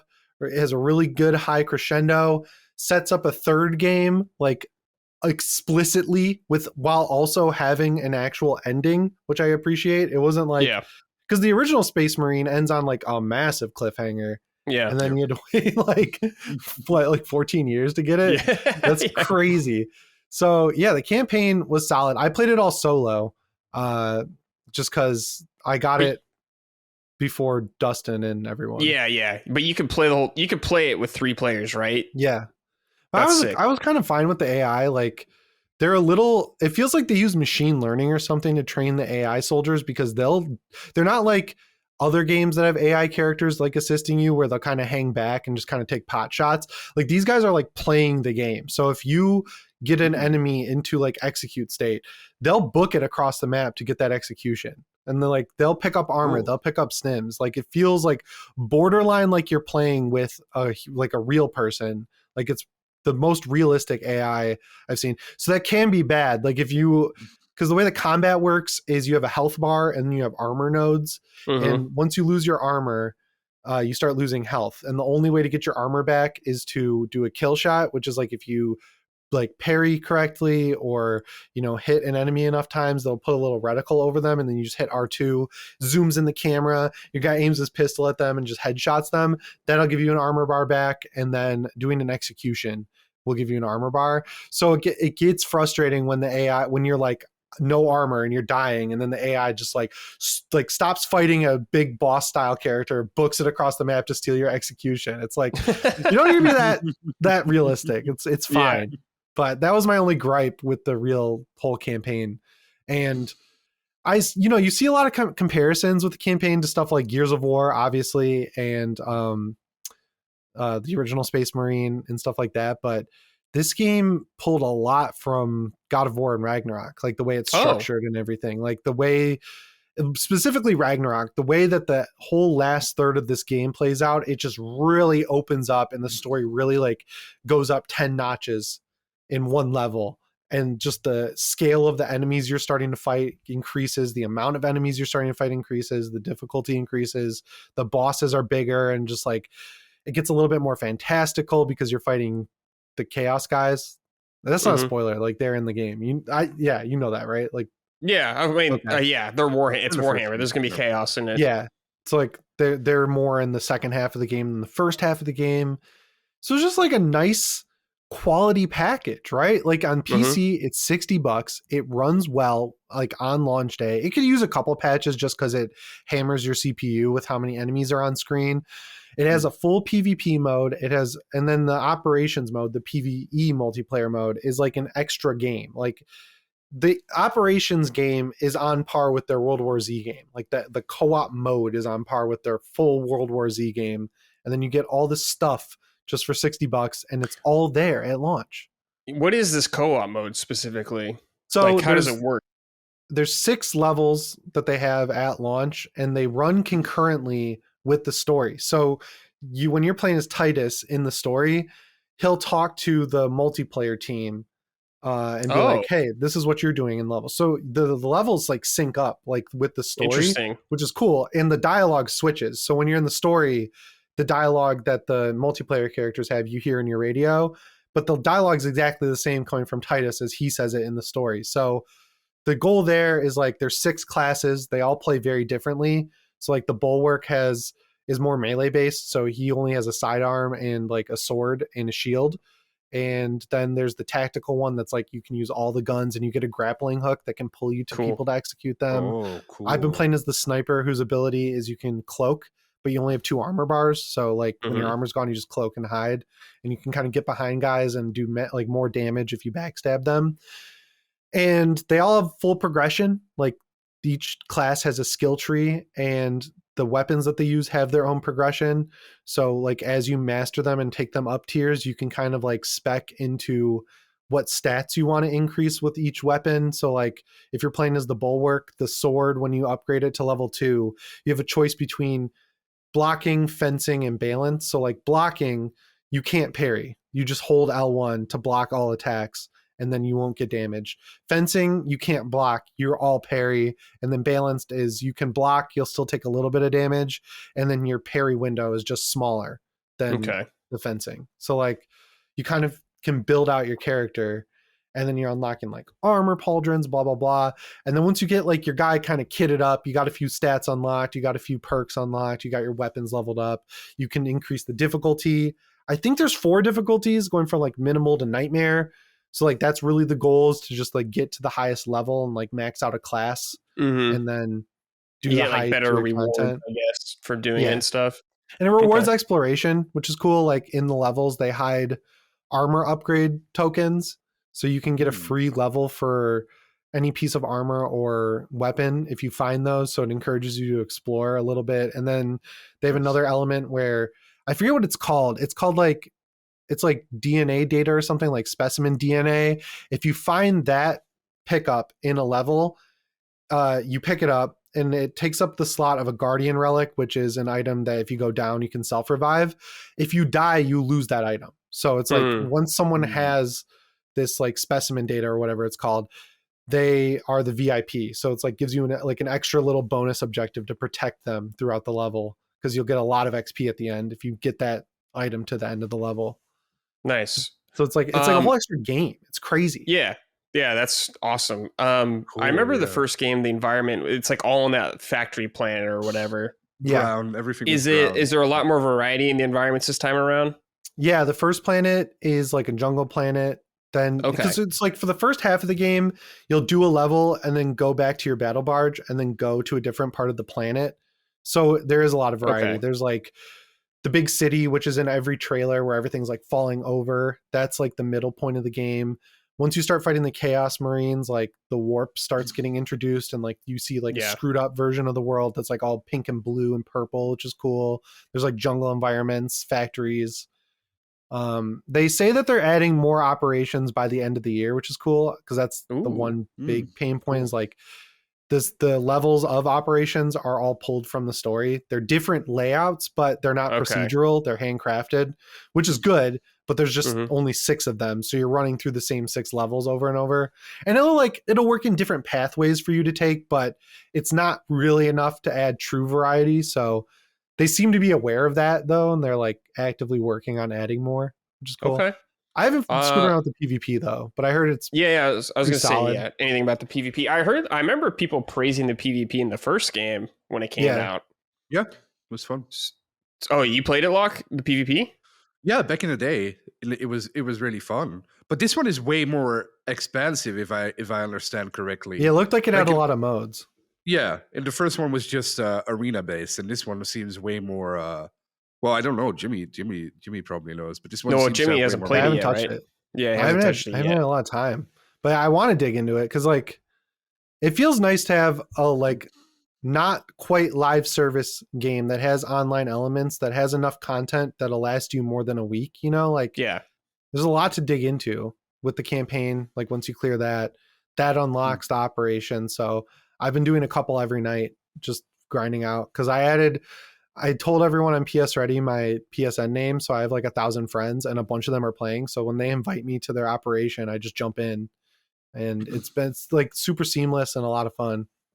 Oh, you're playing on PlayStation? How's it running on there? Yeah, I bought it on PlayStation because I got it on PC, but it has cross save, which is great. Oh, okay. So I wanted to play it on my TV. Unfortunately, it runs at 60, pretty much locked on Xbox, but the performance mode on PS5 is all over the place. So I just did quality mode because it's like a native, or it's like an upscaled 1440p to 4K at pretty high settings. And it's one of those games where they definitely developed it for 30 FPS and then added in the performance mode at the last second and just like unlocked it. So the animations are all built around 30 FPS, so they don't really bug me on PS5. Oh, okay. I see. Got that. Locke, we're going to be playing it this week. Yeah. Can't wait. We gotta wait a couple extra days thanks to Ben, son of a bitch, playing Sea of Thieves. But motherfucker. But I played the tutorial this morning, and the tutorial was like 30 or 40 minutes, and I was in awe already. Like the swarms, I haven't seen this. I haven't seen them done this well since Left 4 Dead 2. It's so cool to see so many enemies coming at you and just fucking ripping through them. It's I can't wait for the rest of the day. Yeah, Thursday. So 4 more days. So that's going to be a long wait, but we'll do it. Yeah. So you have to, let's see, Locke, do you have to do this tutorial to unlock co-op? Yeah, that's why I did it. Yeah. You have to unlock all the co-op missions, you have to beat the campaign. Well, I meant just for the campaign co-op. Oh, yeah. You got to beat the tutorial, like intro mission. Okay. Maybe I can at least play that then, yeah. It's amazing. It's so much fun. It was so much fun. Even well, Jimmy, you can tell us, like, are there story beats like emotional? Because I already thought like there was one emotional story beat in the tutorial, which I thought was really cool already. If you like war movies where people, kind of don't like each other at the beginning, but then they become like battle hardened brothers by the end, this is like quintessential like war movie story. Because it's like 200 years after the first game, so like all these characters are pretty new to Titus. So they did a good job kind of making them all feel different. And I thought where the story ended up with I don't know. I don't like. Yeah, don't spoil it. Yeah. If you think it's a spoiler, don't. Yeah. It's 200 years later and Titus, like, you don't know what happened to him after the first game. Yeah, the first game. And things didn't go great. What difficulty did you play it on? Just a normal. And it was pretty hard. Like the minimal difficulty in operations, like you'll go down. So it really incentivizes you to get better gear. But yeah, you're talking about the swarms. This is Saber Interactive, who I'm a big fan of. My first summon sign, I talked about Expeditions, Mud Runner, which is them. They did the World War Z game, and that's where they developed this swarm tech. So it's cool to see them kind of like take it and apply it in Space Marine. And it gets me more excited for their future games, like the John Carpenter's Toxic Commando, which looks like it looks like a mix of World War Z and SnowRunner, where like there's a dedicated driver, and then they've also got the zombie swarm tech. And then their Jurassic Park survival game, the director of Space Marine 2 is handling that. So like this is a huge step up for them. They haven't really messed around with AAA stuff in a long time. Yeah. So this like going from World War Z and Evil Dead and SnowRunner and Expeditions to this is like huge. Yeah. Big leap. They're also the guys making the KOTOR remake, right? Or am I wrong? Yeah, they got handed that. Oh, wow. Are they still doing amazing. that? I don't even know if that's still. They said they were there. working on it the last time it came up. I remember Maddie talked about it. Are they owned by Embracer? I think they just bought themselves back. Oh, okay. Good. That's, if they can afford to do that, that's good. Embracer sells Saber Interactive for 200 something million. Yeah, they like bought them. I think I remember them buying themselves back. Okay. Yeah, they like split it. Well, that's probably good. Yeah. The co-founder of Saber set up Beacon Interactive and bought Saber back. Okay, nice. Which is cool because Embracer's Embracer. They're not doing so hot. Yeah, feels like they get more freedom now. Would you call it like a AAA game or like a double? I feel like it's like it's not at the very top of AA. It's at the very bottom of AAA. Okay, cool, nice. It feels like their first AAA game. Like it feels more AAA than the original Space Marine did when it came out. Yeah. Okay. Nice. It's $60 also. On not Steam. 70. Yeah. Oh, on consoles it's 70? Yeah. Because I said that in my tweet because I played it on PC and people keep like, well, it's 70 on PC or on console. And I'm like, yeah, but I didn't play it there initially. Consoles always get fucked over. PC. Yeah. And there's PC gamers seem less likely to spend that much money. $70. They did that stupid early access thing. Oh, yeah. That was a long early access too. Yeah. It's like 5 days or something. I just called Ben a motherfucker, but that's not true because Ben gifted me a key code for this. So thank you, Ben. I love you. Well, he tried to, but I already bought the game, so also call him motherfucker. Even though he was very nice and tried to offer me one. Oh, okay. Well, sorry, Ben. I like you, Ben. Yeah, we love you, Ben. All right, let's see. This is from T-Dot's Finest 82. Hey, Summoners. People on Twitter are comparing Space Marine 2 and Astro Bot releasing the same week to the very early COVID period when Doom Eternal and Animal Crossing released the same week as well. Though not nearly as serious as COVID, the current state of the industry with 10,000 plus layoffs and counting and numerous failed big budget products this year, are Astro Bot and Space Marine the perfect temperature check for the industry for forever chasing the proverbial golden goose? Two modest-sized teams released two of the best games of the year, proving you don't need a $200 million budget to succeed. Many publishers should take notice, MIO. What do you guys think?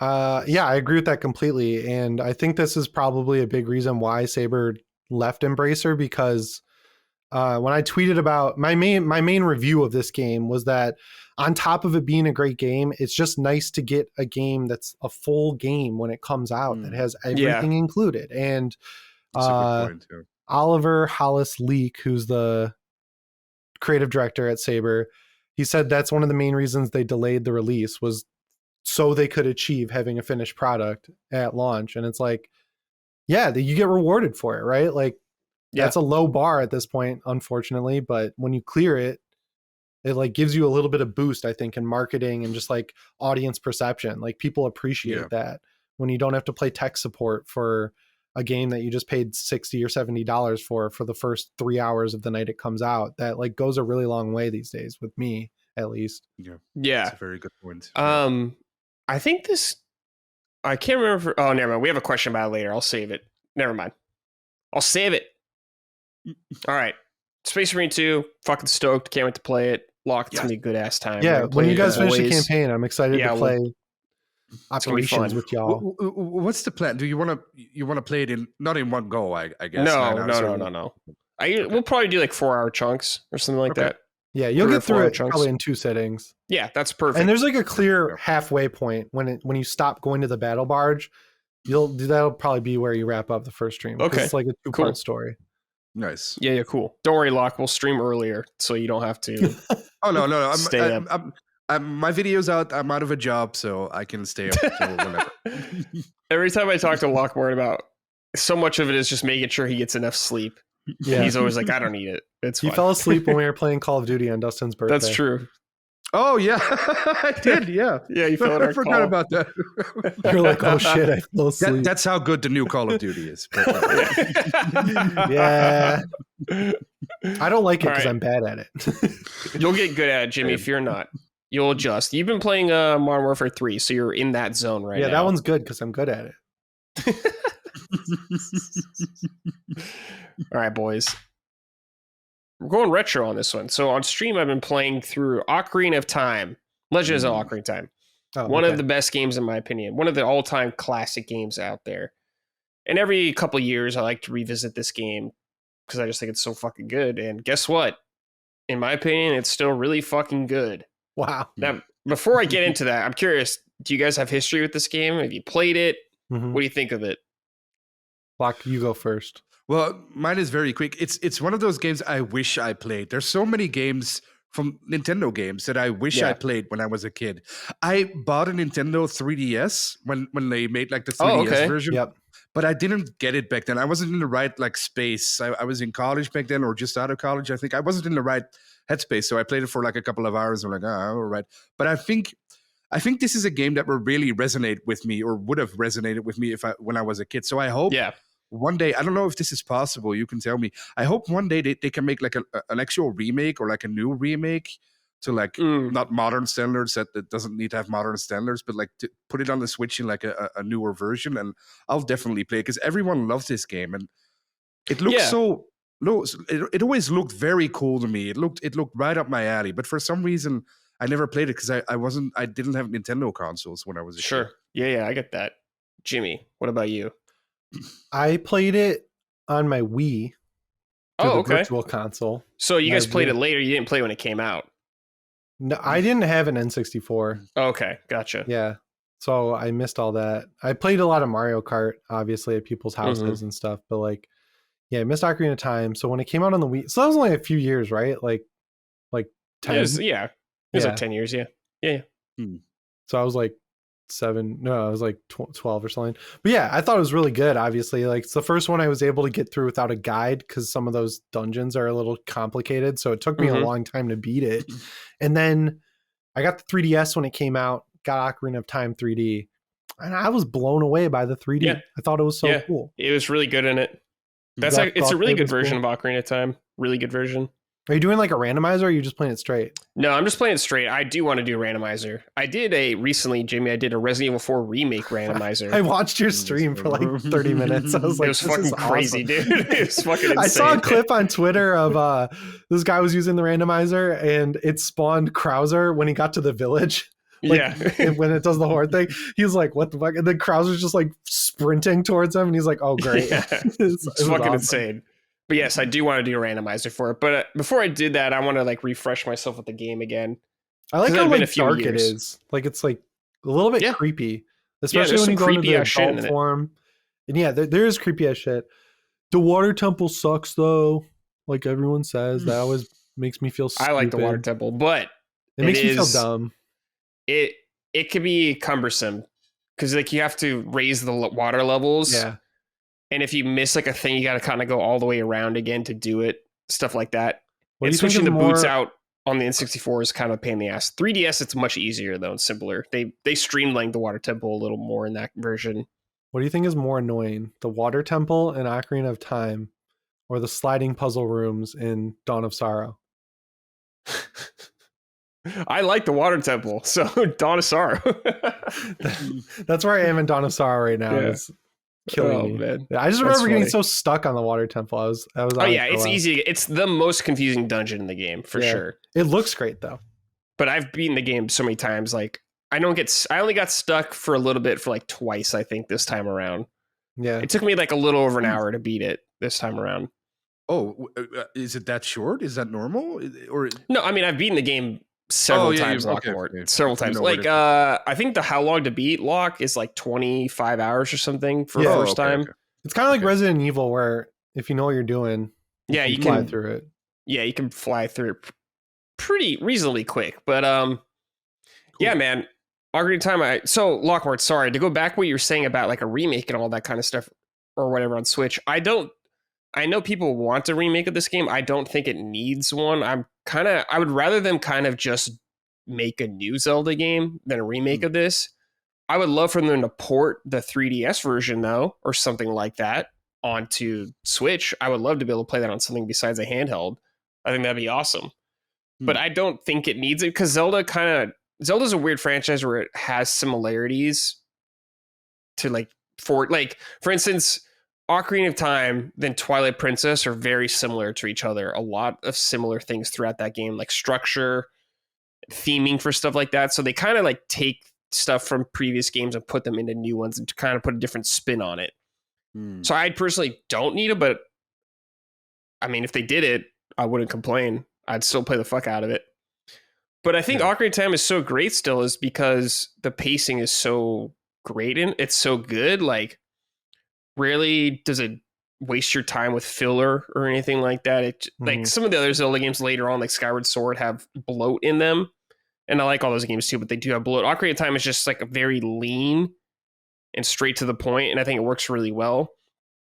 Maybe for some people nowadays going back, there's like not like the Hyrule field or whatever is like very small compared to other Zelda games nowadays. So that might turn some people off, but I still think the design of the game is really clever and really smart.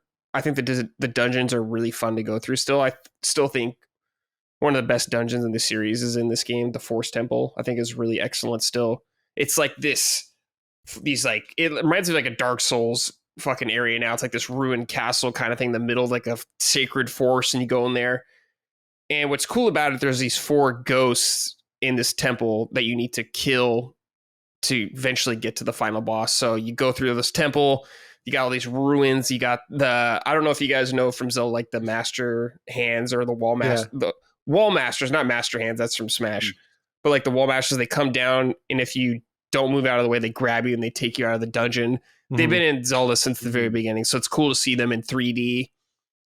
And there's this really cool part where you get the bow and you like, there's a really crooked hallway, it like turns as you walk through it, which is an insane effect back on the N64. Yeah. And you like shoot this thing with an arrow and it like straightens it out.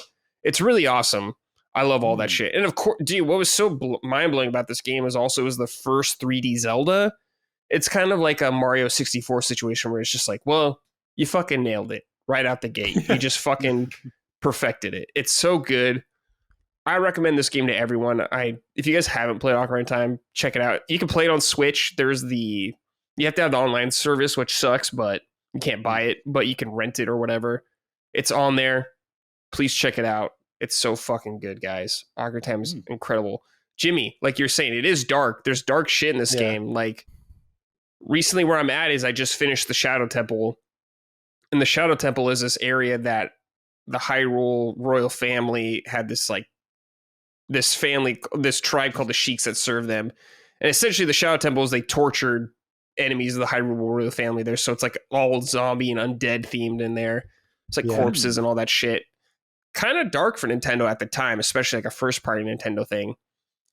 Are you playing like emulated version, or are you doing that one of those PC port things? It's the emulated version because it's on Switch. I'm playing the Switch version. I do want to play I should have played the PC version, but I just didn't want to bother setting it up and everything like that. Yeah. But I should because the PC version I heard is incredible. Yeah, I set that up on my Steam Deck, and it's so cool. Yeah, I should have played that version, but it's okay. I still like the original as well. Yeah. But yeah, really clever items in the game, like the Lens of Truth is really cool. You use this in the Shadow Temple, it like shows you hidden stuff. So it'll be like hidden platforms you couldn't see, you gotta like activate and you jump on all that. Really cool shit. Fucking awesome game. Lockmort, if you ever get the time, check it out. Play it. Yeah. A true classic.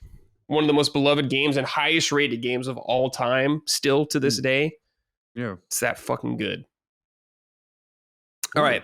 This writing is from Ulysses, motherfucker. Hey, Brad and gang. Ocarina of Time is one of my all-time favorite games, and I have such fond memories of bringing it home and firing it up on the Christmas it came out. Having said that, I feel like the game would benefit greatly from a remake. Personally, I would love to see Nintendo take the Resident Evil 2 remake approach and expand upon what was originally there, add some quality of life improvements, and give the player more exploration to do out in the world. What say you? Would you prefer the Resident Evil 2 remake approach or a more straightforward remake such as Shadow of the Colossus? Also, what kind of art style would you choose? Well, I already talked about this a little. I don't think they need to remake it, but if they do, that's fine. I'm fine if they want to change stuff or keep it the same. It's totally fine with me. If they did, though, I want the art style to look like as much as it could as the concept art or like the artwork for the game. Yeah, I'd want it to look like that. Instead of like Breath of the Wild or something. Yeah, I would want it to look like the old artwork they did. Like, I'll post some later. But yeah, I don't think it needs like a remake. I would love just to be able to buy the 3DS version or something, 1080p, whatever, Switch 2. But I've been frustrated with Nintendo just getting Zelda on Switch in general, so I'm not holding my breath. They'll keep that shit trapped on 3DS forever, those motherfuckers. All right, this is from Adam Martinez. Hey Brad, as you're replaying Ocarina of Time, how does the classic Zelda formula compare to the new formula of Breath of the Wild and Tears of the Kingdom? With Echoes of Wisdom coming out soon, discussions comparing the two formulas has risen once more, as their new entry generally looks like a good balance of both. Curious to hear everyone's thoughts. Hello from Chicago. Waving emoji. All right, so Zelda formula. Jimmy, have you played Breath of the Wild and Tears of the Kingdom? Not Tears of the Kingdom, but okay, basically 100% of Breath of the Wild. Okay, so did you like that formula of Breath of the Wild where it's like, hey, you're just in this world, you can do whatever, go wherever you want? Do you prefer that? Like ruined open world games for me because I liked it so much. I like literally couldn't play an open world game for a long time after that. Yeah, I totally get that. Yeah, but are you familiar with like the older Zelda formula at all, Jimmy? Yeah, I played. Okay, the only one I haven't played is Spirit Tracks. Okay. I think. Yeah. So I played most of them. So you've played many Zeldas. Okay. Yeah. Locke, I'll just kind of explain it to you since you don't have a lot of history with Zelda. And I'm sure people in the audience don't know well, so don't give me that smirk, Lockmort. Like I'm treating you like a fucking baby. All right? I'll just explain it. Lockmort. Since A Link to the Past, Zelda was pretty much in a linear fashion, usually in like progression. Like Ocarina of Time really solidified it, where it's like, you go to this dungeon, then you go to this dungeon, then you go to this dungeon, this dungeon, this dungeon. But in Breath of the Wild, they're kind of like, in some other Zelda games, they're like, okay, well, specifically, mostly Breath of the Wild, it's like you can tackle this in any order you want, go in any direction you want. And I think there's positives to both, and I think they need to find a middle ground because there's things I like about both, but I think they both have weaknesses. A plus for Breath of the Wild formula is I think it's cool they can go in anywhere you want. It really gives you that sense of exploration. You can tackle things in any order you like. It's really sick. Yeah. However, I think the story really suffers. They've been not very good at telling the stories in that fashion. It's always very like scattered memories that just kind of feel like a shotgun blast throughout. Yeah, it's never been very good. I think the stories in other Zelda games were much better. Particularly Twilight Princess has a really good story. So I think they need to work on that. I kind of miss getting items like you did in the older games. I'm not saying you have to get an item in every dungeon, like the bow or whatever. Yeah. Like you do just like the dungeons as a whole, I think are worse in the They are worse. They are because they're not really like dungeons. They're like buildings. The Divine Beasts were a big letdown for me. I think they're better in Tears of the Kingdom than Breath of the Wild. They're like closer to it, but closer to what I want from dungeons, but not nearly what they should be, in my opinion. They need to be like bigger events, in my opinion. Like the shrines have better stuff in them than the dungeons. Usually, they're more creative. I feel like, and they need to keep that stuff in dungeons. So I think they need to find a happy medium of both. They can have the free roam exploration, but you need to be able to tell a story better in a more linear fashion, I guess, that makes it more engaging. What I was really hoping with Tears of the Kingdom, Jimmy, is you could get an item, and depending if you get the item, whatever, in a dungeon, you can use it you can go in any order you want, but if you get an item in a specific dungeon, you could use it in another dungeon to maybe give you a little advantage. Yeah, that'd be cool. I like that, like a Metroidvania type aspect. Yeah, kind of like, like you get in the dungeon, you got a hook shot in another dungeon. Well, now you can go back to this dungeon or whatever and get to that area you couldn't before to get something else. That's kind of like Dead Rising a little bit, where like if you could, like when you leave a part of the mall, you can come back in and then like farm it a little bit. Like if there's like a weapon or item or something, like a really good sword was in this dungeon, you could kind of like get a wipe like an item later and come back and then get that sword because the weapon degradation. Yeah, That'd exactly. be a cool way to counter it. Yeah, I agree. That was like I haven't played Tears of the Kingdom. I own it. I should play it, but I'm kind of waiting for Switch 2 now. Yeah. So like it'll get a patch. Yeah. It would be really cool, or it kind of the dungeons just felt like an afterthought, and like I felt like that was the last thing they just threw in. When I feel like with the other Zelda games, that's probably where they started, right? They're like main events for those games. Yeah, it's like a horror movie, right? You don't start with the plot. You build out cool kills and scares, and then you work the plot in and around that. Whereas like, Breath of the Wild, I feel like they started with the open world and then filled it in with stuff to do. Yeah. Based on nothing. Yeah. Based on playing it. I don't know that. It's just how it felt. Yeah. But yeah, I don't know. Like, I've talked about this so many times, but Zelda is like one of my favorite, if not my favorite franchise. So I'm always very critical of it, I suppose, because I love it so much. But that's like me with Resident Evil. Yeah. Tears of the Kingdom was an improvement, in my opinion, over Breath of the Wild. Like, it kind of made Breath of the Wild obsolete to me in so many ways, where it's like, I feel like I don't need to play Breath of the Wild again now that Tears of the Kingdom exists, kind of. But they need to change some stuff. Zelda's we're not gonna get another Zelda game, like a mainline one, for a long time. So we'll see what they do. But Echoes of Wisdom looks delightful. I'll check that out. Jimmy, I heard it was good. Yeah, maybe.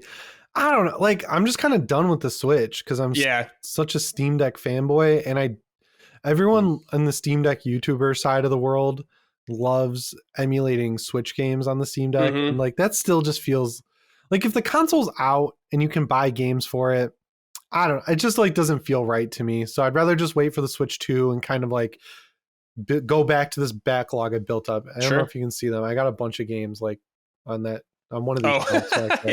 I've been buying a lot of Switch games just in anticipation for Switch having 2. A backlog, because when the Switch came out, I was like so excited. It came out on my birthday, and then there was just like for the first 3 or 4 months, like that whole summer that followed, it was so dry with how many games they were releasing. So like I kind of want to prevent that with the Switch 2 by having a big backlog of games that'll hopefully at least work on the device or run better. Yeah, totally. Lockmort, what's it going to get? Or what's it going to take, I guess, for you to take the plunge with Nintendo games?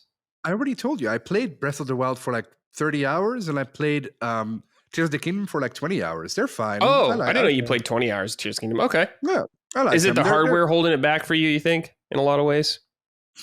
It's more sort of clunkiness of everything in those games. Like, I like those games. I can see why people like them. It's just...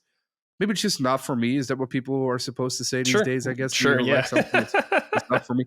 I really enjoyed them. I think if I would have played them on PC, like you said, in 4K and 60 FPS, I would have loved them and like mod out the weapon degradation, which I found very annoying. I would have loved it. But those are the type of games that were so hyped up to me for like months and months before I got to them. I bought a Switch specifically for Breath of the Wild. So when I finally got it and I was expecting to play the best game ever, I played it and I figured like, oh, well, no, I want to play Skyrim because to me that's better. But I get it. I get it completely. The way you're so passionately talking about it. I did really want to try older Zelda games. I played one I had a Game Boy when I was growing up, so I had a Link to the Past on there, I think. That's my favorite. And that's the one I also bought on a Switch like a year ago. That had that cute remake, right? Oh, Link's Awakening. There's a link between. That's Link's Awakening. Link's Awakening. That's the one I had on Game Boy. I think. That game's cool. It's so esoteric with some of the solutions. Like I get stuck in that one. Yeah, I had that too on Game Boy. So I'm positive that I would love Zelda if I was just 20 years young, or 20. Well, that's being very graceful to myself. If I was 55 years old. If I was still like a little kid, I would have loved all these games. So I really want to, but I also don't want to ruin it. I think if I go back to Ocarina of Time now with like its legacy and everybody telling me it's so great, I don't know if it would click for me. So maybe it's best if I. Oh, sure, I get that. I think if you just play like I'm going to be playing KOTOR, for example, for the first time. That's going to be the same thing. Yeah. But the thing is, I just try to put my headspace of just being like, oh, okay, this game was an original Xbox game. You know, Yeah. it's an old ass game. Like if you ever play Ocarina of Time, you just got to remember it's like, yo, this came out in 1998 or some shit like that. Yeah, Sure. I really like Definitely. A Link to the Past. That's my favorite. Me too. I think. Yeah, Link to the Past is goated, dude. I played that. I got a Super Nintendo when I was 5 from my aunt. She gave me, like, when they would get the new console, they would just give me the old version with all their games. Oh, nice. I got like Super Mario World, Donkey Kong Country, and A Link to the Past. And I was like blown away. It was new to me because the internet wasn't a thing, you know, like I didn't know that was an old console. But that game holds up. I played it on 3DS a little while ago. Oh yeah, Link to the Past is so good, man. So good. Peak 2D Zelda. One of the peaks. All right, boys. I'll spare one more Zelda talk. Let's head over to Sort It Out. In this segment, we just talk about something that needs sorting in the game industry. Someone's fucking up. We're going to talk about it. If anyone has anything they want to share, though. Oh, I got one. Oh, Jimmy. Okay. Jimmy's ready to go. Capcom. I'm excited for Dead Rising Remake, Deluxe Remaster. The censorship just totally unnecessary censorship. Like, I get when you take a game like that and you got to modernize it, blah, blah, blah. You take a couple things out. It seems like with this game, they're preemptively trying to stop people from complaining. And so they went way too far with taking stuff out. Yeah, they like massively overcorrected. And also stop changing Frank West's voice. I don't know why they're so adamant about doing that. It's so bizarre. But they got a different voice actor for 4, which is the worst Dead Rising by a mile. And they got, for this remake, a different voice actor. It's just like, the guy's there. He's willing to do it.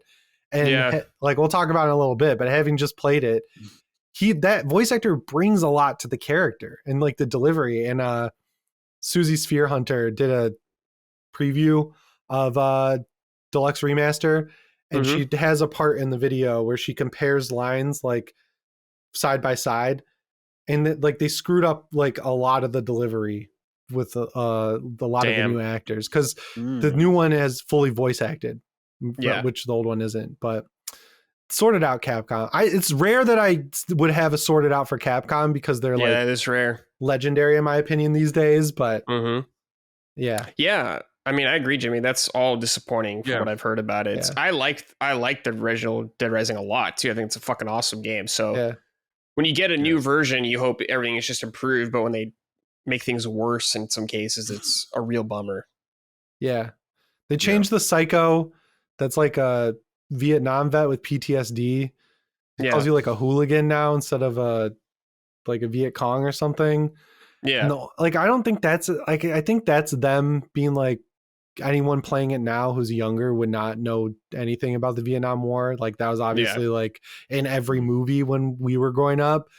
But still, just like leave it in. I feel like the most audience for this game is people our age, right? Who played it in 2007. Yeah, not some 8-year-old. Yeah. And if they're playing it, there's like way worse stuff than that. Yeah. You know? Yeah. It's annoying. Lockmort, what about you, dude? Mine is John Garvin, who's like the former Bend creative director. Oh, yes. Yes. Normally, I like the guy. I can see where he's coming from too. He's been on LSM too once or twice, I think.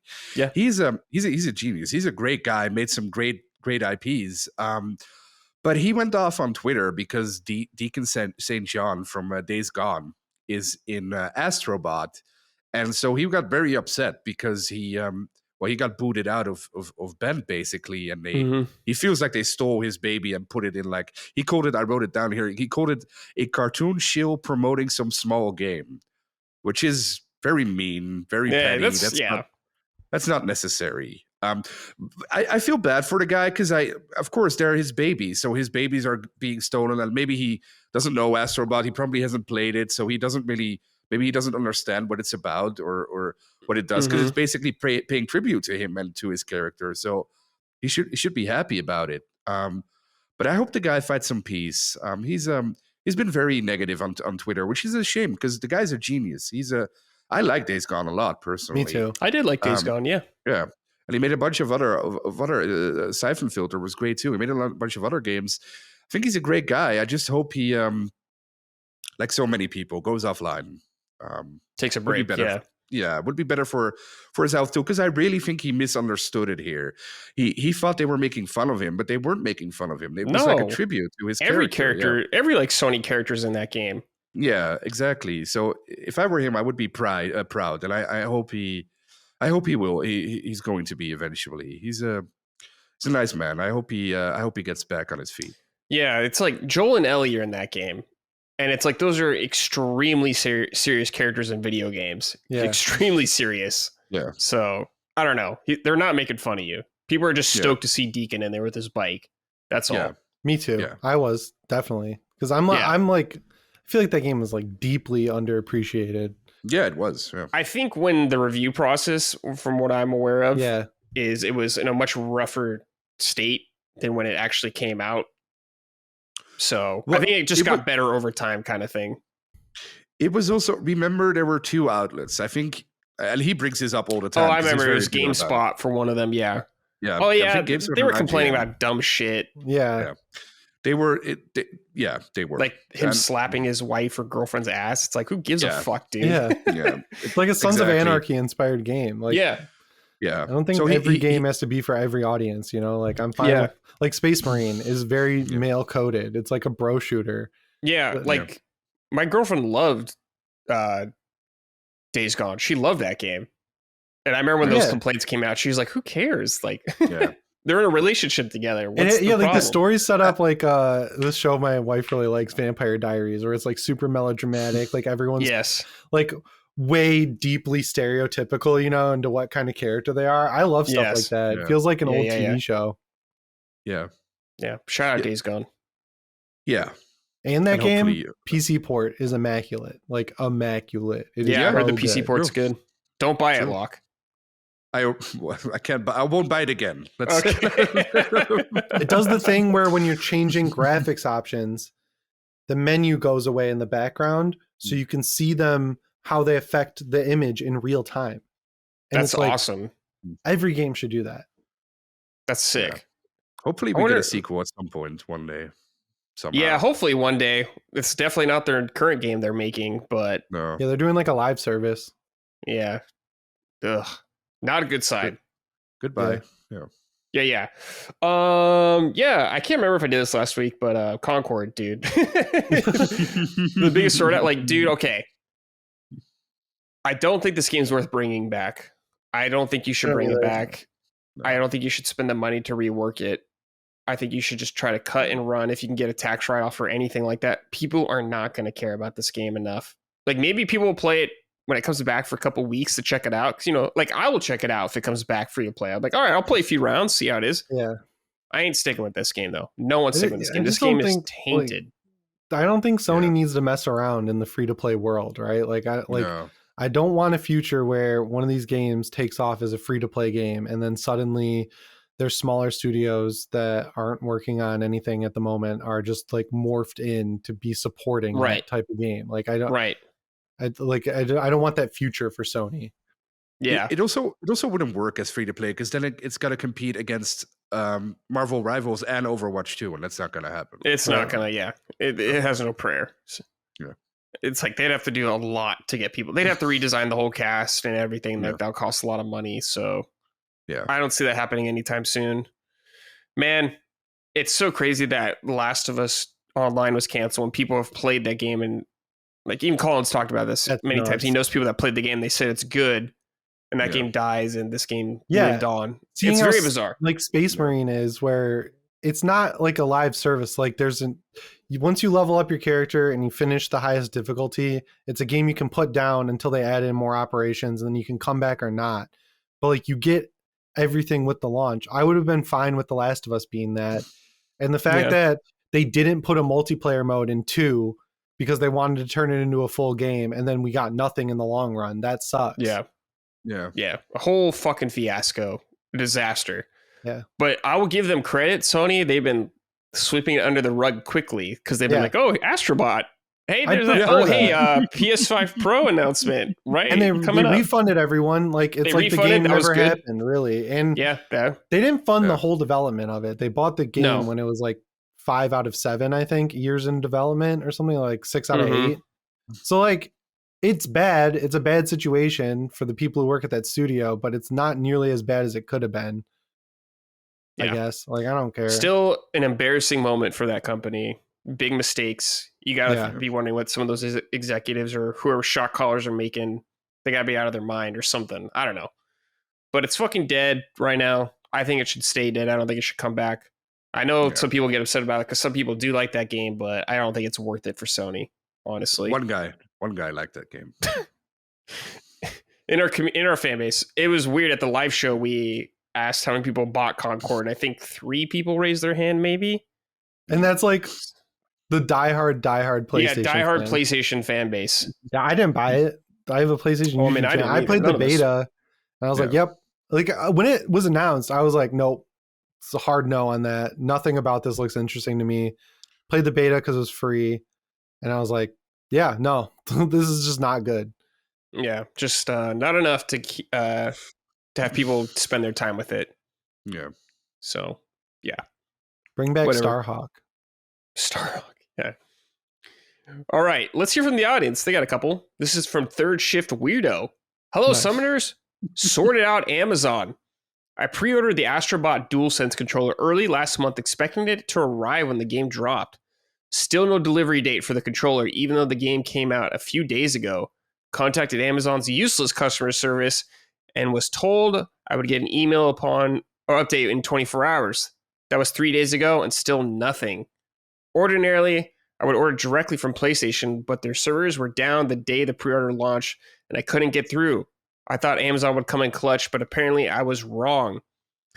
I'm not alone in this, as I saw on Reddit, plenty of other people are having the same problem, not only with Amazon, but Best Buy as well, and their orders were canceled. We're all dying to play the game and want to play it with the intended controller. Now the worry is if we'll ever get the controllers at all. Sort out your shit, Amazon. Love the show. Thanks for letting me rant. Be well, everyone. This happened to me before with some games, I remember, like launch games. Yeah, me too. I used to order all my games off Amazon, but shit was just not arriving the day of the launch. And I was just like, well, fuck this. So now what I do is if I buy a game physicals, I just buy it at Best Buy and I do the in-store pickup. And they've never fucked me over, ever, on anything. So that's usually my preferred method. Yeah, I like Best Buy. I bought my PS5 Slim at GameStop for like the first time in 10 years probably, and it was kind of nostalgic but also terrible. Like there was water leaking out of the ceiling when I went in there. It's like, Jesus Christ. But yeah, I like Best Buy. I got one really close to me now. Aren't GameStops like turning into retro stores or something? Yeah, they're gonna sell a bunch of retro games, but they're not gonna do any legwork to see if the GBA carts are fakes, which is nice. I know, it's gonna be like all sketch probably. I mean, they should have been selling retro games for a long time. Well, now that they're all inflated as hell, they're like, oh, we can get in on this. Yeah. So like Silent Hill 2, if you want to buy it, is like $137 now. I know. It's the retro scene is ridiculously expensive. It's out of control, honestly. It's too much. Yeah, I bought an Analog Pocket expecting to play a bunch of GBA games, and I haven't bought a single one because I'm not paying like $70 for like Ruby and Sapphire. Yeah. Pokemon games are expensive as fuck, dude. Like I want to buy Pokemon Gold or Silver because I've never played it, and I know people love those games. But it's like, I don't know, man. Maybe one day I'll get to it. Yeah, you got to get a Steam Deck, dude. Like the DS emulation's insane. I don't play on handhelds though. I'm not a handheld person. Yeah, I have an Analog Pocket Melon though. DS or whatever. Emulate Soul Silver. I guess. Yeah, it's just like I prefer to buy the games if I can, but if the shit's just fucking really expensive and I can't buy it to give the company money, it's like I'll emulate it, whatever. Yeah. It's cool on Steam Deck because it puts one screen like small in the bottom right corner, and then the left trigger flips which one's big, and the touchscreen works. Yeah, that's good. All right, this is from Davey Supple. What's up, dude? I have it sorted out for you, Mr. Brad. Every time Ben is in the pod, I either give him praise or ask a question regarding what game he's playing and it's never read on the show. What's the deal, big guy? Let the man enjoy some attention every now and again. P.S. It was awesome meeting you in San Diego show, and I am loving my new Summon Sign shirt. have a homie got kicked out of live video game podcast kind of day. Yeah, a guy did get kicked out. Oh. Davey, so usually I don't do keep it ups or any more stuff like that about people in the odd like us, because I like to keep it games focused. Once in a while I do though, but we will praise Ben. Ben's a hard worker. So Ben got a praise already Ben. this episode for giving lots. Yeah, you already called him a motherfucker. But... That's true. I did. That son of a bitch. You did call him a red, but you got bought off Lockmort, so you changed your tune. You corporate shill. Ben's cool. We talk a lot now because of Ben's awesome. Thumbnail stuff. We both didn't know that Sacred Symbols Plus has a different logo. Yes. So I had to update all those. We were like, what? I was like to Ben, he was like, you didn't notice that they have different logos? And I like, to be fair to Ben, it is a very small little plus in the little logo. I was like, oh. And then yeah. We didn't catch that. But we learned. But yes. Shout out Ben. Shout out Ben. Shout out Ben. Shout out Ben. Shut up, Ben. Shut up, Ben. Shut up, Ben. Ben's editing this right now, frowning.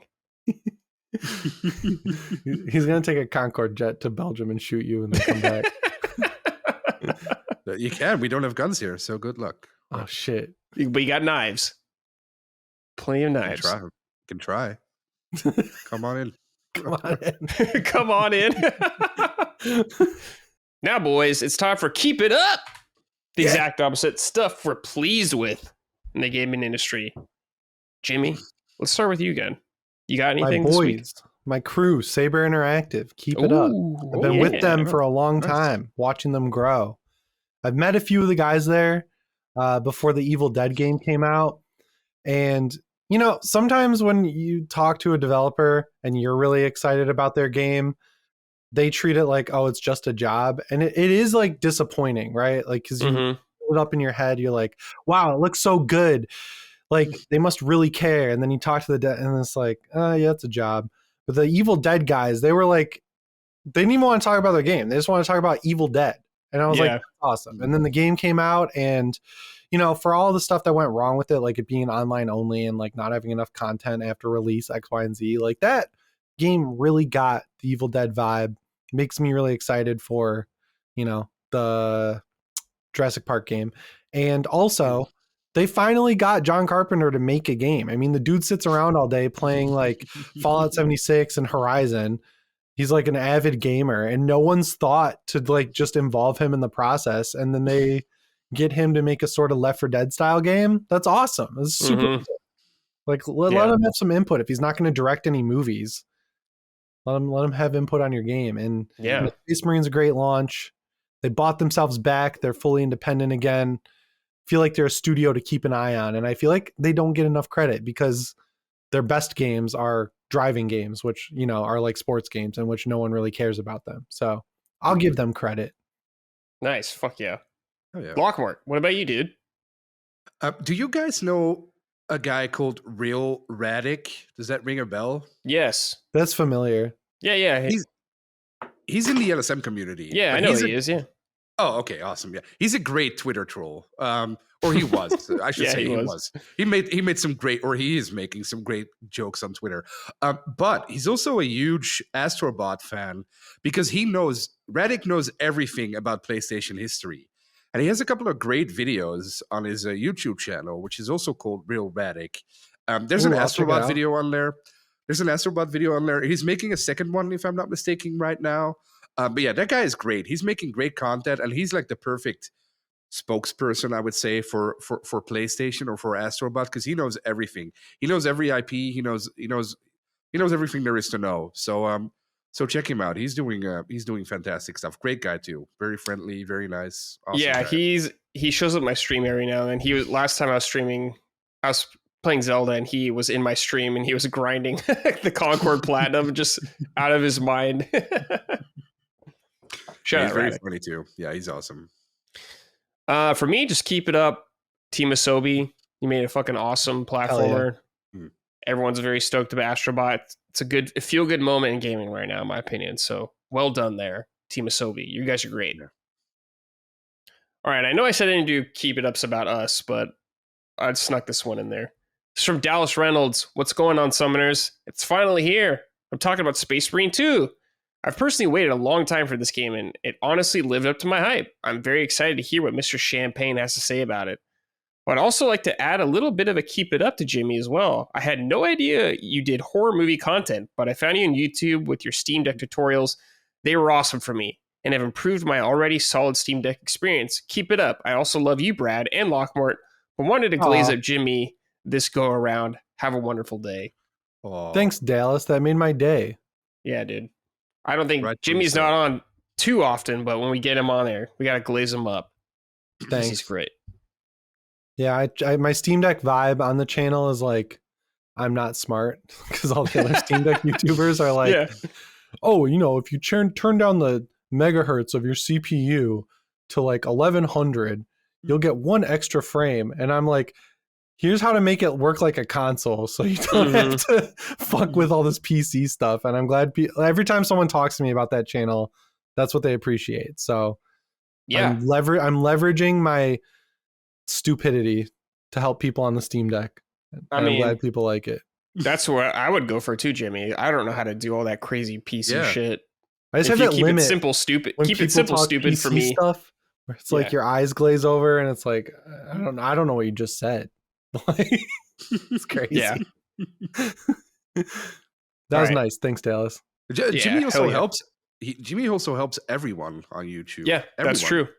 Every thumbnail you've ever seen on YouTube is from Jimmy. So yeah, and he's very nice too. It's fun. I like it. I like all you guys. It's nice getting to work with everyone on stuff they care about. Yeah, that's what makes it like interesting.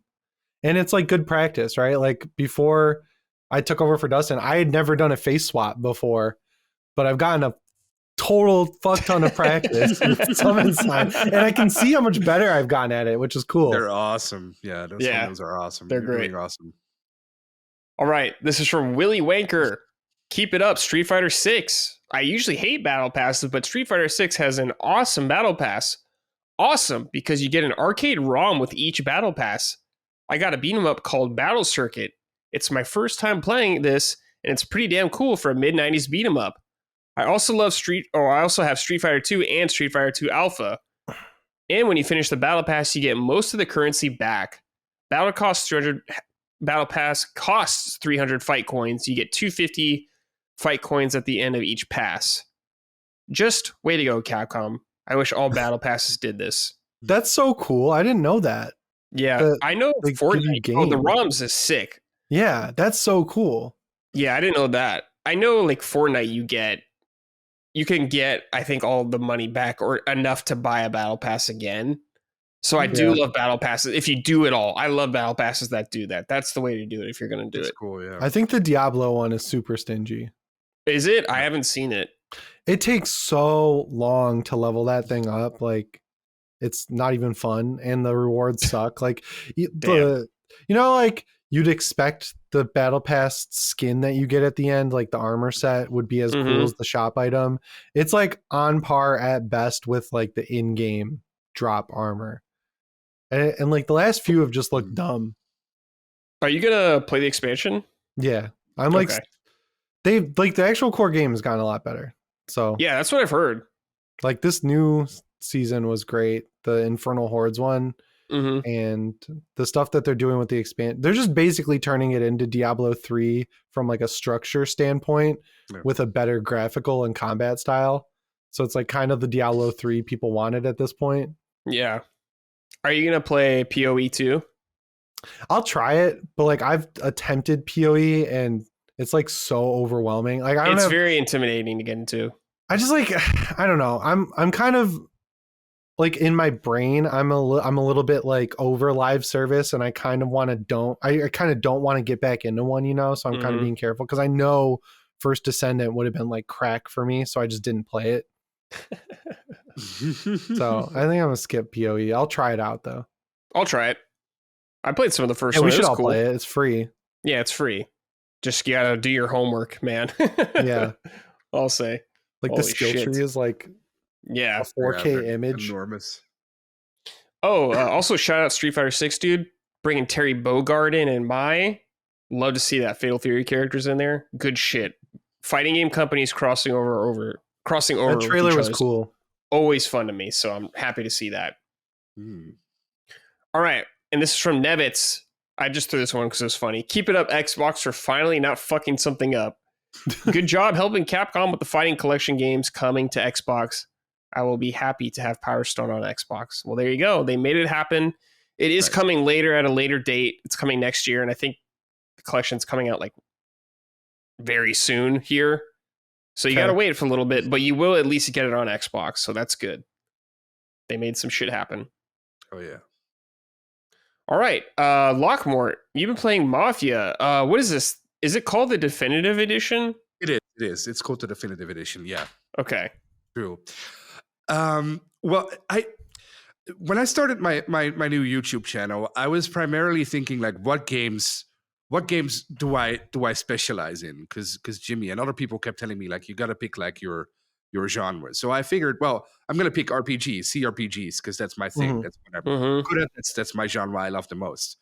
But I've played so many of them over the past year. I just finished my 5th or 4th playthrough of Baldur's Gate 3, which was another 80 or 90 hours. So I played through Dragon Age Origins. I played through Dragon Age 2. I played through Dragon Age Inquisition. I really want to start Rogue Trader, but I didn't yet. So I figured, I looked up a review on that game this morning because I'm like, looks great. I just ordered the intro kit for Warhammer. I'm gonna paint the guys. Oh shit! Oh, hell yeah! That's awesome. Yeah, the Rogue Trader game. I was like all in watching a video that's always like it's 100 hours long, and I was like, maybe not. So I bought Chaos Gate. Oh, that's also good. So yeah, but then when we were watching, I was watching the Jimmy. Gamescom. Yeah, Gamescom. We were watching. That was fun. We were watching Gamescom together. Yeah, it was fun to watch it with Jimmy. The show wasn't very fun. We were just saying we were going to kill ourselves like every 5 seconds. But at the end of Gamescom, they saved the best for last because at the end they showed Mafia: The Old Country. Yeah. Which is going to be a prequel to Mafia. So I figured, well, I really, after all these big and heavy RPGs I've been playing, I want to do something smaller, something that I can digest easily and can put out in like a week or in 2 weeks instead of working for an entire month on a video.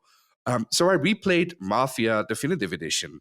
And Mafia is to me what I guess kind of maybe Ocarina of Time is to you, because I grew up playing Mafia.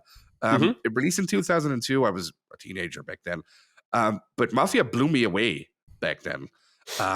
It takes place in the city of Lost Heaven, which is basically loosely based on Chicago, I think you can compare it to. But the cool thing about Mafia is that it's an open world, but it's not really an open world. Like it's no GTA clone or no other Ubisoft, whatever open world. It's very story focused. And the story is pretty cool because you play the rise and fall of one person from the 1930s until or from 1930 until 1938. And you start the game as a very low-born cab driver called Tommy Angelo. And Tommy somehow gets roped into the Salieri crime family. So you basically follow his entire rise in that family. And then the game starts. So this isn't a spoiler, but the game starts with him meeting with a cop in a bar, ratting the family out. But you want to know why that happened. So there's also a little bit of a mystery. Classic Mafia movie setup. Exactly. But the cool thing is, because we follow Tommy throughout all these years, we also see him meet his wife. We see him get married. We see him have kids.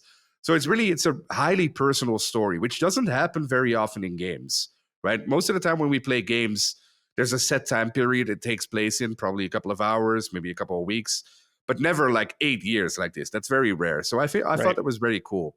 The thing about Mafia is it's made by Daniel Vavra. I don't know if you guys know who that is. It's the Kingdom Come guy, isn't it? Yes. My personal hero, because what Daniel does in his games is what no other company does except for Rockstar with Red Dead Redemption. He tries to put as much realism in his games as possible. So when they made Mafia back in 2002, it was a huge deal that the cars were authentic, of course, and like the city looked as much as a city would look back then. But the cars would also have like speedometers, or the cops would stop you if you would go over them. When I started playing Mafia Definitive Edition 2 weeks ago, I wanted to go backwards in my car, but the car wouldn't let me. So I figured my Starfield controller was broke. So I put new batteries in it. But then I figured, there must be a bug in the game. But it wasn't a bug. It's because the cars are manual. So you have to shift. Yeah. You have to shift the gears to go back. Or you can change this. This is what I did. You just changed it in the settings, of course, if you're an idiot like I am and you don't know how to do that. But yeah, Mafia is, like I said, it's an open world, but it's not an open world. The story takes place in the world, but you can't really deviate from it. So you follow a set, I think there's like 20 chapters or something, or a little bit less, chapters that are set in this open world, and you basically follow what the story tells you to do, but you can't like drive off and do your own thing or go run over prostitutes or whatever you do in GTA. Right. Like you can drive around the city a bit, but the city is more like a backdrop. It's not GTA. There's not like side quests or anything. There's no like things to find in the open world. It's just there. There are magazines to find, like Playboy. Oh, right, you're right. There's magazines in the game, but not like you drive over to Luigi's Pizzeria and go and do like a side quest there. Yeah. No. The story is set, which makes it better in my opinion. I think the only game I've ever played who did this was Mafia 2. Mm-hmm. All the other games, even Mafia 3, was open world with like collectibles everywhere and like stupid pointers and markers everywhere. And no, this open world exists for this game, which is awesome. They also have a driving mode, which you can pick in the options menu, and then you can just drive around the city. But the game itself is just set in the city. Mm-hmm. The shooting in the game is very simple. It's very easy, but it's highly effective because it's so violent. It reminded me a lot of the combat in Red Dead Redemption 2. I know a lot of people have problems with that. I personally don't. I think that's one of the best combat systems there is because it's so visceral. It's so real. When you shoot somebody in the face, you can see like the bullet almost going out the back. And the way they fall down, the ragdoll physics are amazing. Well, I don't want to spoil anything about the story, of course, because it takes a lot of turns and there's like betrayals, and of course new friends come up. But the story is highly personal, which is very cool. It's like the Godfather, you could kind of compare it to, I guess. Well, yeah, because it's a mafia movie, or The Sopranos, or anything. If you've ever seen a mafia movie, you know where it's going, how it's going. But it's mostly the characters that are very important here. You have two friends, Paulie and Sam, who are really cool. They have their very own distinct features. That's the thing that struck me the most, because I never played the Definitive Edition. I only played the original back when it came out. So this was my first time playing the Definitive Edition. And they really gave a lot extra to the characters, not just in graphical style, but also the voice acting is better, I think. The way they react, the way the mannerisms, everything in this game is much more refined, much better than it was in the original. So they did a fantastic job. I hope they do the same with Mafia 2. They had a remaster a couple of years ago, which wasn't all that great. I love Mafia 2. Mafia 2 is in my top 10 favorite games of all time. But they didn't really do the game justice there. They just put on a remaster version, and that was it. So I would love to see a remake of that one. But yeah, Mafia, I love Mafia. It's such a great game. It also got me even more excited for Kingdom Come Deliverance too. I'm so excited for that game. Yeah. Locke, so I played the Definitive Edition when it came out, and this was my first time playing Mafia. And I thought it was great. I really liked this game a lot. I really liked the characters. Tommy, awesome character. All the characters are great. Paulie and Sam, really good story, really engaging, man. The feel and just driving around the city there. The shootouts are really intense. Beautiful. I remember the race part where you do the race. Do you remember that? That's oh my God. It's so good they let you skip it in the remake. Yeah. Well, it's impossible. The funny thing is it was impossible in the first one. I remember this is no exaggeration. I remember back in the summer of 2002, I think, it took me like a month to beat that race. Dude, everyone says that. Yeah. It's crazy. Yeah. And they just did it again here. Like they didn't make it easier. No. Like, it's just it is easy. It is you can, if you play it on like the easiest difficulty, it's pretty easy. But if you play it on normal or hard, it's almost impossible. It's it's great. I love that they did that though, because that's like a clear homage, tribute to like the first. To the original. Totally. This game, if you guys have access to it, check it out. It was on Plus a while ago. I think they gave it away on Plus, so a lot of you might have it on there. It's like doesn't wear out its welcome. It's not like 50 hours or anything like that. It's just a nice, brisk story. There's really cool missions in there, man. I really enjoyed my time with this game. You guys should check it out. The only problem I would say is that it's locked on 30 FPS on console, which I don't know I played it on PC when it came out, but yeah. If you got it from Plus already, it's worth playing, I would say. Yeah, definitely. Yeah. Really cool game. And it's also, I think, if I'm correct, the prequel that's coming out next year or 2026, whatever, it's gonna be the prequel to this one, not the other ones. It's to this one. Yeah, this will be like the prequel to the timeline, the whole timeline so far in Sicily, which will be sick. Yeah, that's gonna the old country. Yeah. That episode of Sopranos is so good when they go back to Italy. Yeah. And everyone hates Paulie. Yeah, that's amazing. I hope they don't screw it up like they did with Mafia 3, but hopefully they... hopefully not. Yeah. Hopefully not. All right, this is from Christopher Maldonado's Uncle Lucho. Good morning, gamists. Mr. Mort, I see that you're playing Mafia. Funnily enough, I just started the Mafia remake.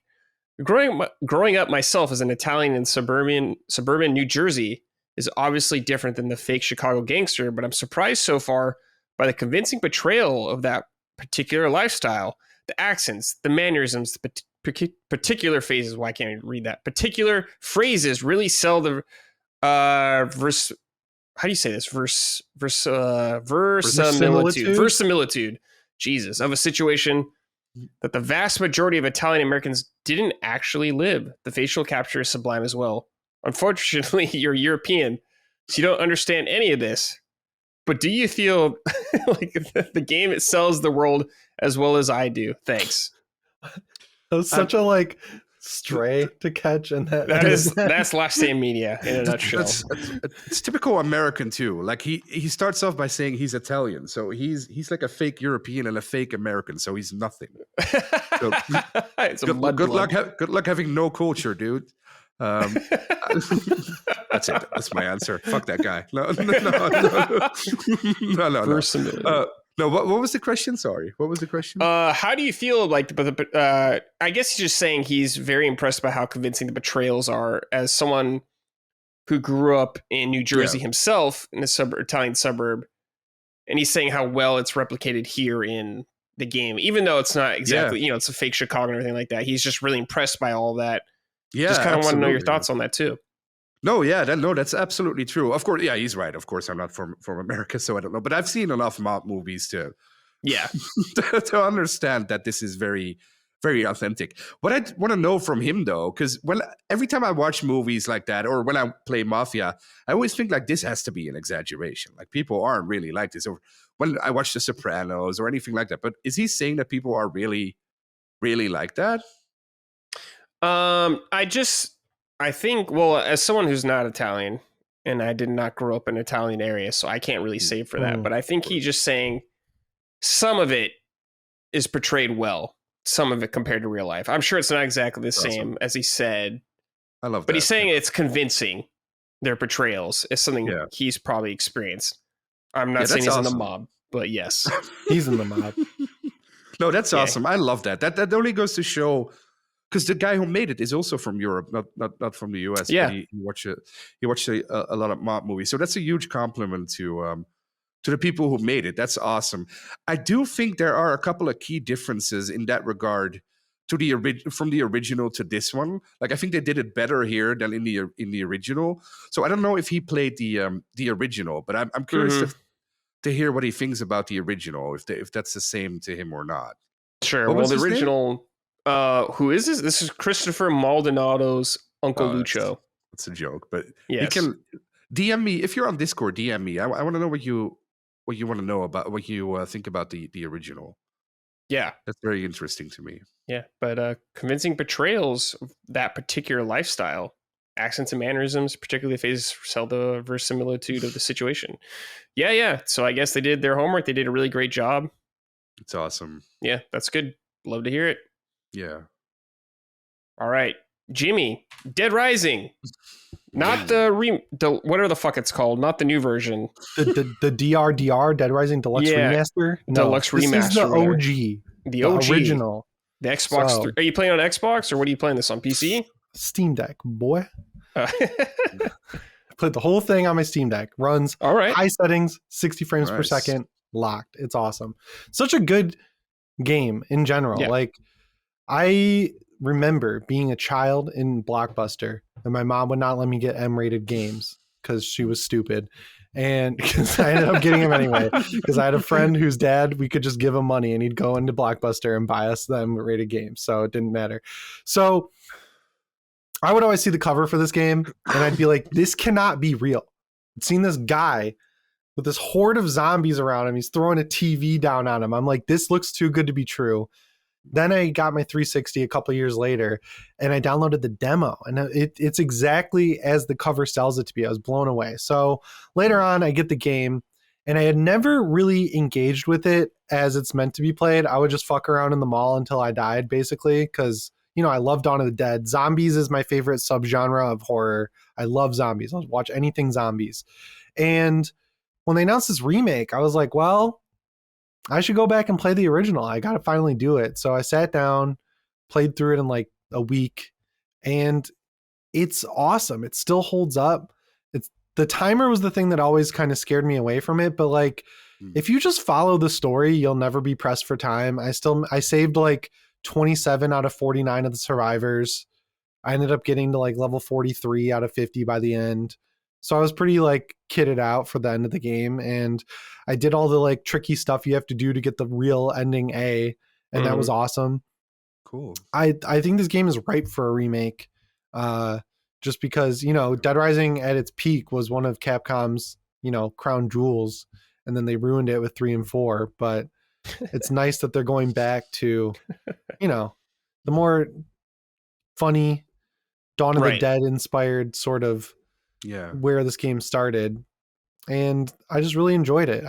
I hope this game sells well. I hope people are interested in it and engage with it because it's crazy to play it now and see like you can draw a line from Breath of the Wild all the way back to this random zombie game from 2007 with the weapon degradation or like the timer system is still so unique. And like the mall itself feels like a big American mall. The mall is so cool, man. Yeah. So it's so good.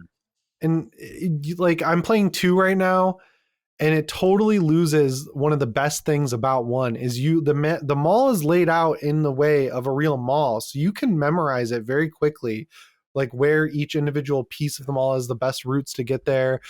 And like saving survivors gives you shortcuts a lot of the time. Like saving an early survivor in the game gives you a way to get to Wonderland Plaza through a like vent in a bathroom.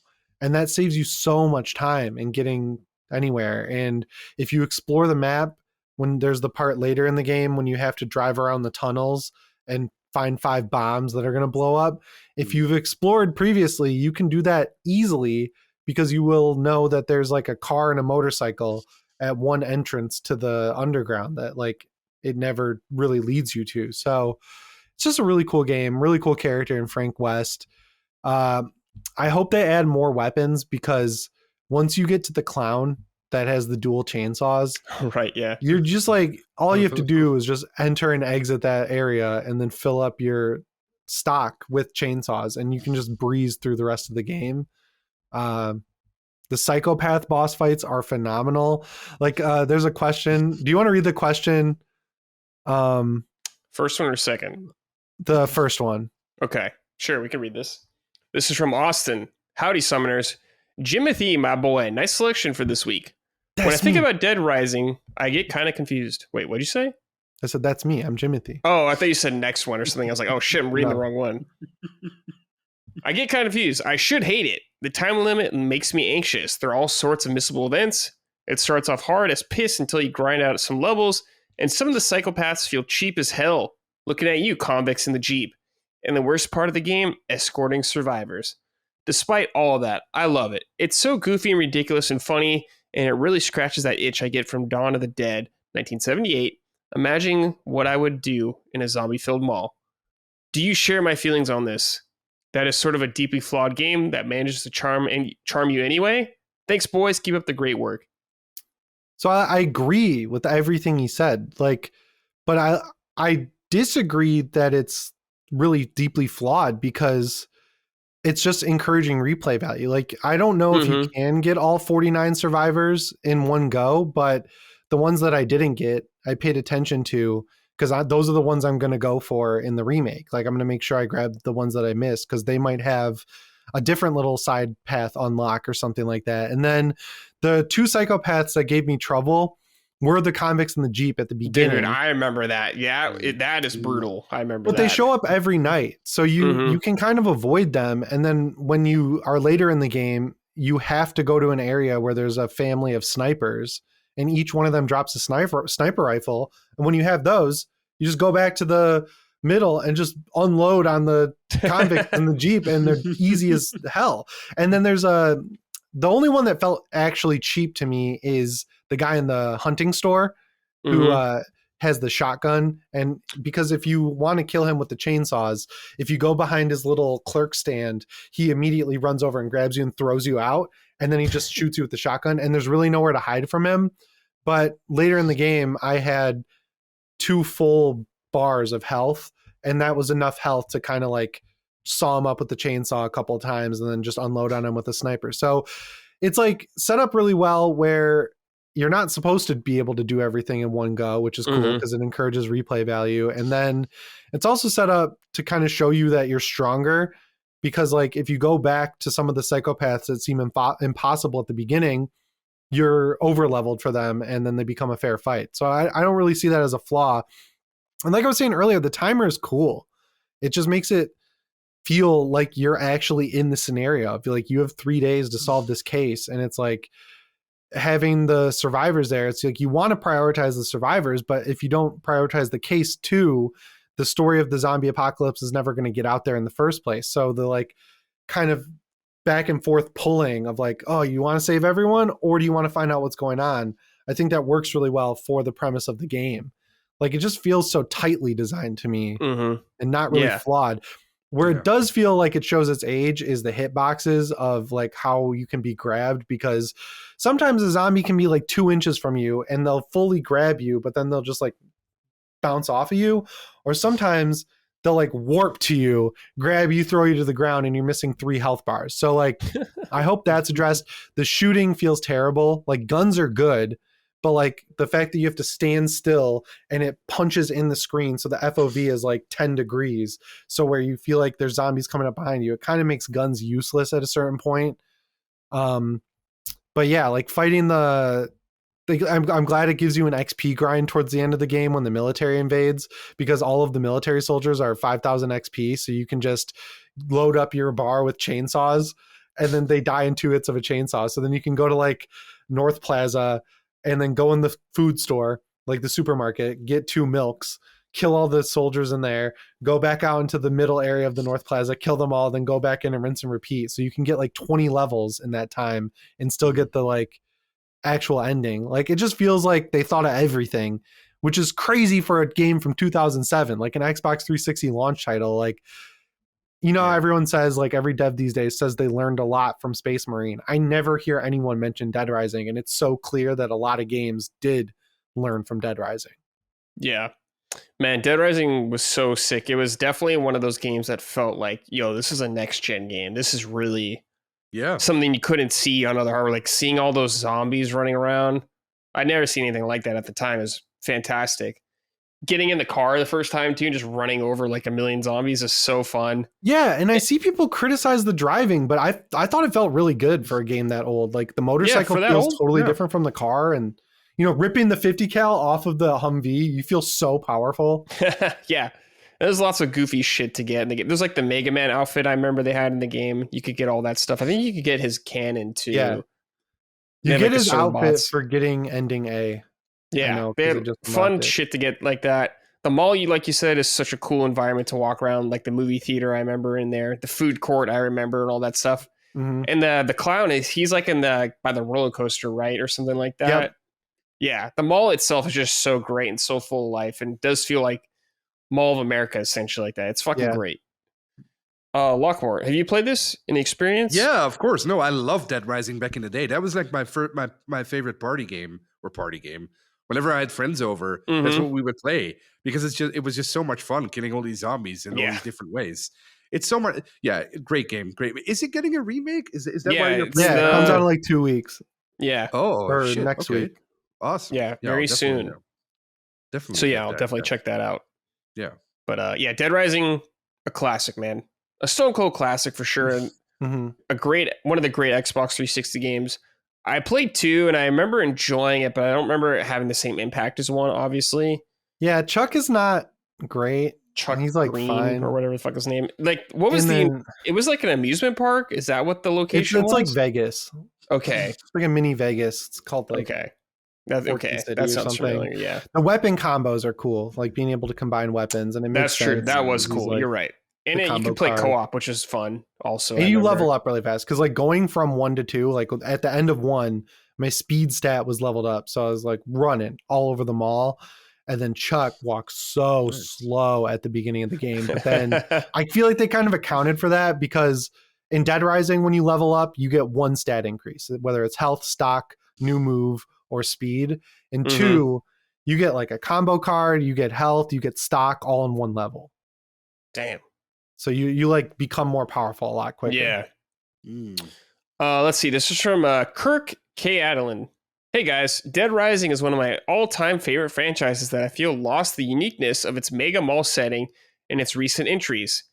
If the remake somehow shoots the series into relevancy again, what would you like as a potential setting? A massive cruise ship, a huge hotel with unique floors like Luigi's Mansion 3, LOL, or another mega mall again? Thanks for all the entertaining discussions and keep on keeping on. Hey, that's a Death Stranding reference. I remember they said that a lot in that game. Yeah. But Jimmy, where do you want Dead Rising? If it comes back, where do you want it set? I want it to be, in Evil Within 2, the town you go to in between levels. I want like that. a neighborhood? Like, that'd be sick. Like a small American town, like Raccoon City, like the whole city. So 3 was like set in like Los Angeles, I guess, what it would be.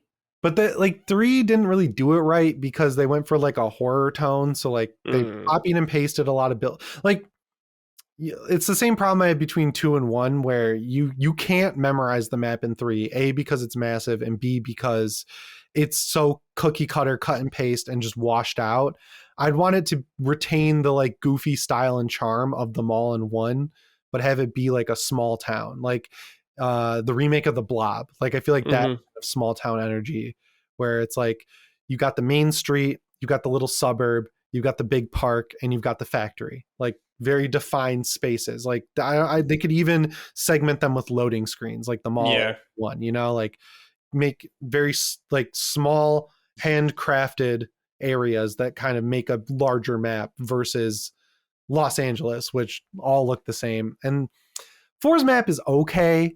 Like the mall is cool, but they call it the Willamette Mall, but it doesn't have, it's very cookie cutter, cut and paste.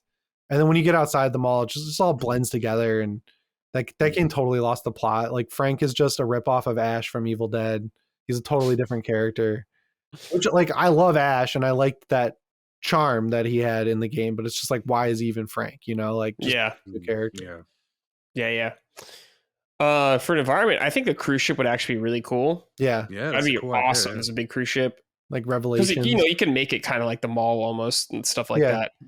I also think like a tiny island could be really cool too, like a resort island or something like that. Frank on vacation. Yeah, something like the Mario Sunshine of Dead Rising. Yeah, the island's big enough where you can travel around, but it's like it's important to be able to memorize locations, kind of like what you're saying, Jimmy, to get a real feel for it. Because you got to remember what stores spawn what. Yeah, weapons, exactly. Yeah. Lockmort, where would you want to see Dead Rising take place if it came back? I like the cruise ship idea. I think that's really cool. It has to be something contained. Because I think if it's in like a city or a town, it doesn't really work. But if it's something contained where you come back to locations, but you're also restricted by it, I think a cruise ship would be, that would be the best option, I think. Yeah. I can't think of any. That's a really good option. Yeah, great suggestion. Awesome. All right, Dead Rising 5, bring it back. Put it on a cruise ship, baby. Did you play? Oh, go ahead. I kind of hope they just like use the remake as a jumping off point for a new timeline where they do like a real Dead Rising 2, because Off the Record I've heard is really good. Like people enjoyed that a lot more than the original Dead Rising 2. So like, use it as a franchise reboot opportunity versus like doing what they did with Resident Evil, which is just remake every game. Yeah. Were you gonna ask me, Locke or Jimmy? If you played Dead Island 2. No, I haven't, but I haven't played it. It's very good. I heard it's great. Yeah, I just haven't played it yet. I do want to play. I kind of forgot about it, honestly, like but 20 hours long too. Yeah, it's like I do want to play. Stuff. I do have it. That reminded me a little bit of Dead Rising, like the goofy, nature of it. Yeah. Totally. All right, boys, let's talk about our last game for this episode, Star Wars Outlaws. I've played some of this, Locke, but you've been playing it. Let's hear your thoughts. Well, yeah, you guys already talked about it last week, so I'll be brief. I was super excited for Star Wars Outlaws ever since that first trailer. I know people were really down, or people really didn't like it, but I was super hyped for it because I love Ubisoft games. Not consecutively, I love one once every 2 or 3 years. So I didn't play any Ubisoft games for the past few years. So I was very excited for it. And then when the reviews hit, I was so disheartened, especially because Maddie, who I usually completely align with, Maddie really didn't like it. So I figured, I guess I'm not going to buy it. I'm not going to play it. But then I decided, you have UB Plus, which is only $17. So I figured, I'll just download it on PC and see what it is, and then move on, I guess, and be disappointed. But as soon as I started it, I was in awe of how great it looked. I know a lot of reviews and a lot of people I know who played it on console were like complaining about the facial animations and the way it looked on there, but I thought it on PC at least. On PC it looks much better. Much better. It looks amazing on PC. And also those 2 black bars, what is that called? CinemaScope, cinematic, whatever? Yeah, I'm not sure what the term for it is, but yeah. Normally I always turn those off in every single game because they're just annoying. But here they enhanced it. They enhanced it so much to me. I don't know why, because the POV doesn't really change. It makes it but it pulls it open for me. I don't know why. It's like a magic trick because it doesn't do it really. But the thing that really got me hooked to this is something very, very stupid, but a lot of games don't do this right, and that's the UI. They use the correct fonts when you're entering a new location, which I love, and almost no games do this. It's such a stupid thing, I know, but it gets me immersed into a game when the font is like the game. When you have when you're playing like a Ubisoft game and it's just Arial or whatever font, like the typical whatever font, that it's just text on the screen. I just turn it leave me alone. I don't want to see this. But in Outlaws, whenever you reach like a new location, it comes like in the blue neon stuff, and it looks so cool, and it's in the right font, and there's not a million markers everywhere constantly. So you're really immersed into the game, or at least I was. And the open world, the way it looks, like especially Tatooine, it's like a dream come true. Yeah, Tatooine is really cool. Really cool. It's like you're in Star Wars. It's incredible what they did here. It looks, I don't know. I guess it doesn't look like this on console, but on PC, it looks absolutely incredible. Gorgeous. One of the most beautiful things I've ever seen on gaming wise. So when you're cruising on your speeder on Tatooine, that's like a kid in me that just woke up again. I love that so much. It's the perfect Star Wars game to me until you get to the gameplay. Because the gameplay sucks in this game. The stealth is horrible. The shooting is like completely bare bones. The characters are all right. I don't have a problem with Kay Vess. I think she's pretty cool. I think she's pretty interesting. She looks funny. I think there's nothing wrong with that. I think it's a really cool character. I think the cast surrounding her are fun too. The heists are cool too. But it's just, I wish this game would have been delayed for a year. Because what it's missing is like that hitman element that would make this great, I think. They don't give players the option to handle problems the way they want to. No, you have to follow the rules of the game. So whenever it locks you out of the open world into a stealth mission, it's always like, ugh, okay, well, I guess I'll just follow the line now and just try to make sure they don't see me. Because when they do, whoop, it's all the way back and you lose all your progress, which is super annoying. Did you see they're going to patch that out? I was just gonna say, yeah, They said in about 10 days. yeah. Oh, which okay. is their something official line. which is something they should have done before launch. Yeah. Because if they had that Hitman implementation here, where you could get caught but shoot your way out or something like that, this game would have been amazing. The characters are so good too. The level design is great. The bases you get into are awesome, very authentic too to Star Wars lore. So everything this game does is right, except for the gameplay, which is so stupid because it's a game. Mm-hmm. So I think people were ready to hate on it anyway, so it would have never gotten great reviews. But I think if they fixed that stupid gameplay, it would have at least gotten 8s or 9s, maybe. Well, 9 is a bit high for this. It would have at least gotten 8s, and people would have been less hateful towards it, because now it's done and gone. Like, they can fix it now, it's not going to matter. People have already written it off. Like, it's done. But you played it too, right? Yeah, I'm definitely not as harsh on this game as many other people. Yeah. I think, the stealth missions where you get caught and it's kind of over are kind of annoying. I wish you could shoot your way out of stuff more often because, that's more fun to me, especially because it's not strictly a stealth game the whole time. Yeah. I think the shooting's okay. I have a lot of problems with like the weapon drops or whatever. They feel so random and like unreliable. Yeah. It's kind of messy. Like you can't climb ladders with them. She just drops the weapons. It's like, why? I don't understand why you're doing this kind of thing. Because like, you got Star Wars guns. I don't mind her using one gun, but I think they just wish they made it a little better picking up the other weapons, a little more smooth. Yeah, or give her more upgrades to that one gun. Like you have a couple. You get a couple. Like you get like an upgrade where it kind of is like a machine gun. Then you get one that's like a charge shot that you can do a lot more damage with, which is cool. But yeah, I just think Star Wars, the universe, you have a grenade and stuff too. It's fine, but I just kind of wish they did a little more in the combat. And I wish Nyx kind of learned new abilities with Nyx or some like in combat. I wish you could do a little more with Nyx, just a little bit. I think would have helped a lot. But I think they did such an excellent job of capturing that feeling of that universe, like walking around in the cities. Is just so well done. It like really immerses you in that world. And I'm curious about the rep kind of thing, how that will work out. I think it's an interesting idea. Like, some factions may hate you or you're not allowed to certain areas. I think that's all cool. I just don't know how it's going to shake up in the end because I haven't finished the game yet. But it definitely needs some tweaks just to fix some things. If they're fixing that, the stealth part about it, just being game over if you get caught. I think that's really good because some of the checkpoints in this game are really brutal as well. Pretty long. But I think this game is pretty cool. I'm enjoying it more than probably most people are. I am playing on PC as well. So, and I haven't had a lot of issues with bugs, honestly. So, and I know a lot of people did before, but Ubisoft games, I'm telling you this, everyone out there, and most games in general, just wait a bit when it comes out. You're going to get a better experience if you wait, always. So, just wait a little bit. Yeah, but I think it's cool.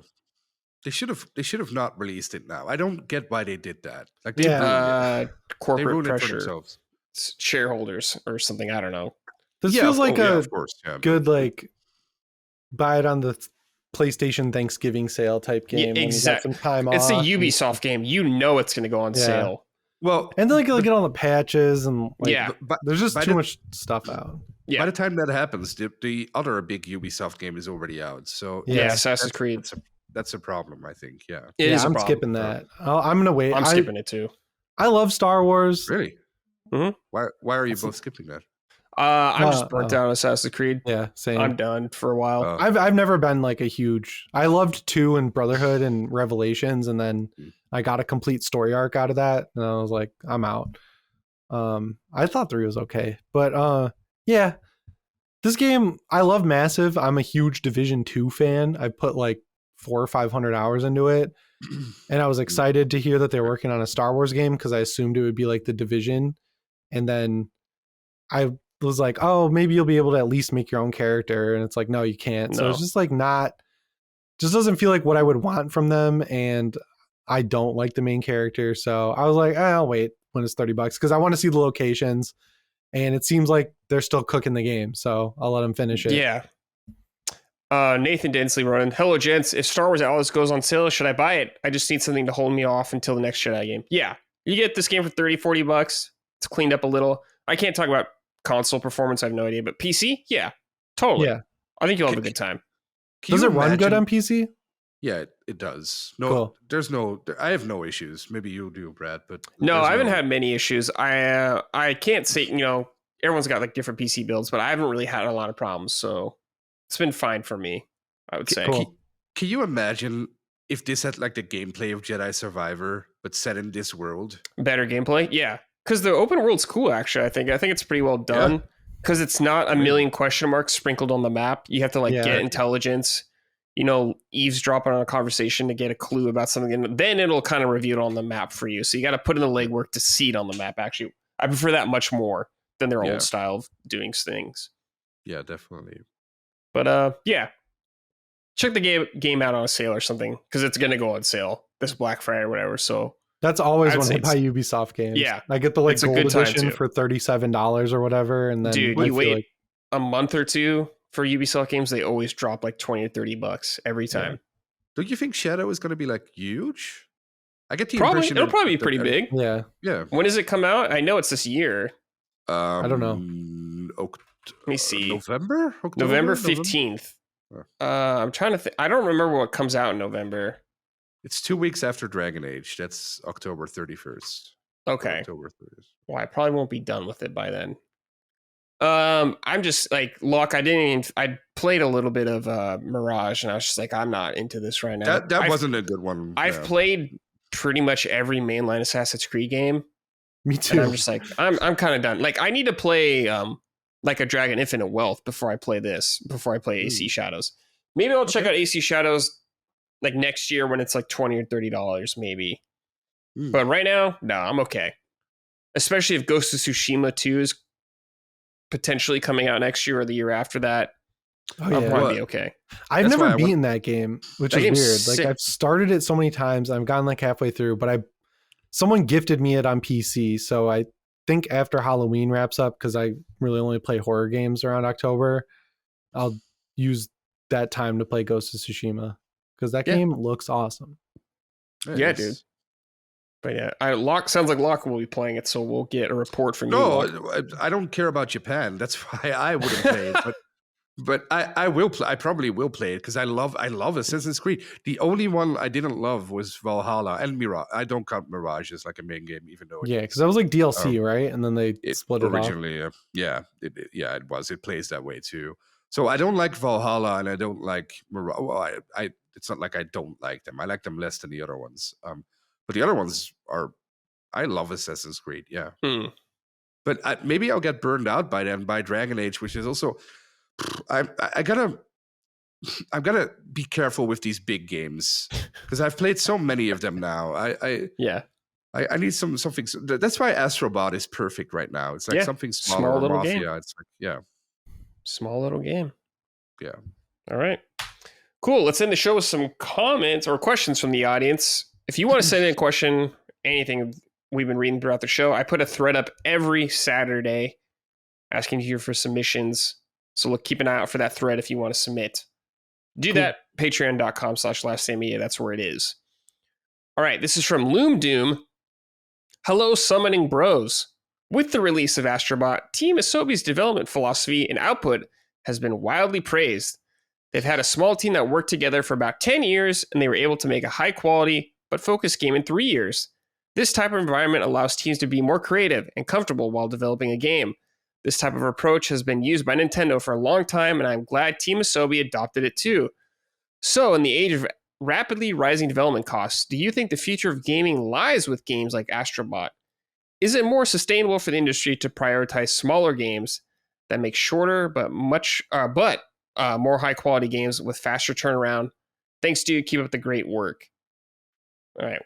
What do you guys think? Is this the future, this kind of design structure within studios? I think they just need more of it, right? Like, I feel like the needle has swung so far to the like massive AAA big budget game side, and then like if they just make a few like less of those and a few more of these, bring it closer back to the middle, like how it was in the 360 generation, that could be helpful. But like if you do all games like this, they won't make enough money because there's like it won't have the reach, right? Like if you make a game that is half the budget of, Ghost of Tsushima, the marketing budget is half that of Ghost of Tsushima. So less people are going to hear about it and it's probably going to sell less copies. So you got to like have a little of both, I think. Yeah. But they just did that a couple of months ago with Rise of the Ronin, remember? Yeah.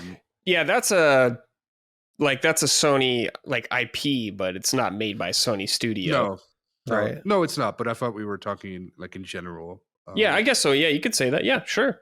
I also think like that game is a little different than Astro Bot because Astro Bot is a lower budget game with a high bar of quality, and Rise of the Ronin is a lower budget game that was plagued by really bad performance and like bad graphics and just like messy stuff that Astro Bot doesn't have. So it's like, well, yeah, but Astro Bot is the exception. Like that's not the norm, I think. Yeah, so more games should be like Astro Bot and come out finished.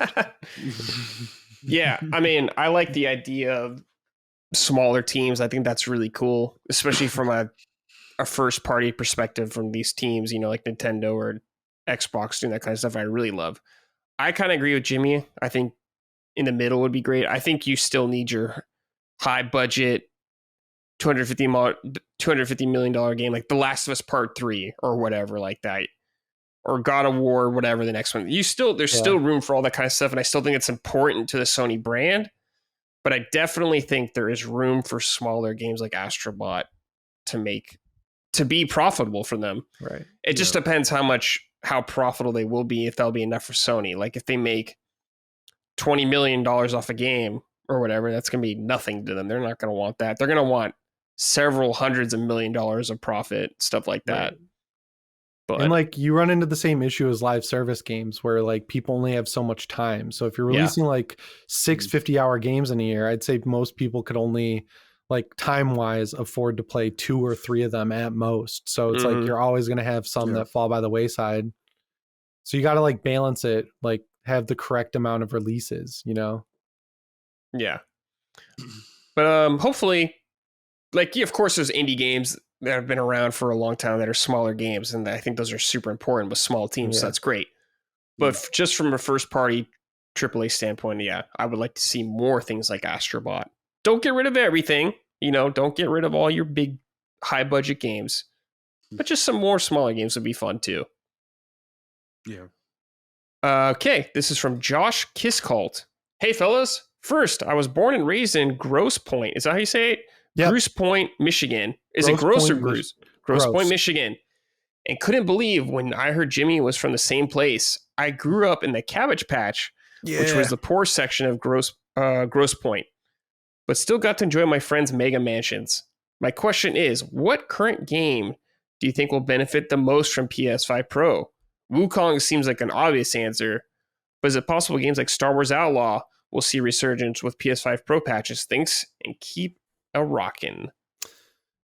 Josh, you gotta come back. Cabbage Patch is like amazing now. There's like 1 billion restaurants and good bars and stuff. They like totally revitalized it. Nice. Oh yeah, I just talked about this in a PS Ready video that I recorded to go up tomorrow before the PS5 Pro announcement comes out. So you'll see this like Thursday or Saturday. But like easy examples are stuff like Dead Space Remake, the traversal stutter that happens, that will definitely be lessened because of the CPU power increase. Like even though it's marginal, you might drop to like 57 or 58 FPS instead of 55 or 50, which would be good because that like slowdown really sucks. Jedi Survivor, same thing. Traversal stutter because of the CPU will be better. Like when you're running across Kobo and it loads in the next chunk, you see like a white flash. Hopefully that's like minimized or eliminated. Space Marine 2 is another one that has traversal stutter. I feel like that will be benefited. We talked about Rebirth. I feel like they'll be able to split the difference between the quality mode and the performance mode graphics and like keep the 60 FPS, but using that new upscaling that they're allegedly working on, they'll be able to like make the graphics better, like for lack of a better term. Basically any game that is next gen only, like Wukong, I feel like will get a noticeable and if not quality wise good bump from the PS5 Pro. Probably bring it, like, you know how games that were cross-gen ran on the PS5 at launch? I feel like games that our next gen only will run like they did at launch on the regular PS5, which is good. That's what I want, because they set the standard this gen by giving us all these 60 FPS games, you know? Yeah. Locke, what game do you think needs the PS5 Pro treatment?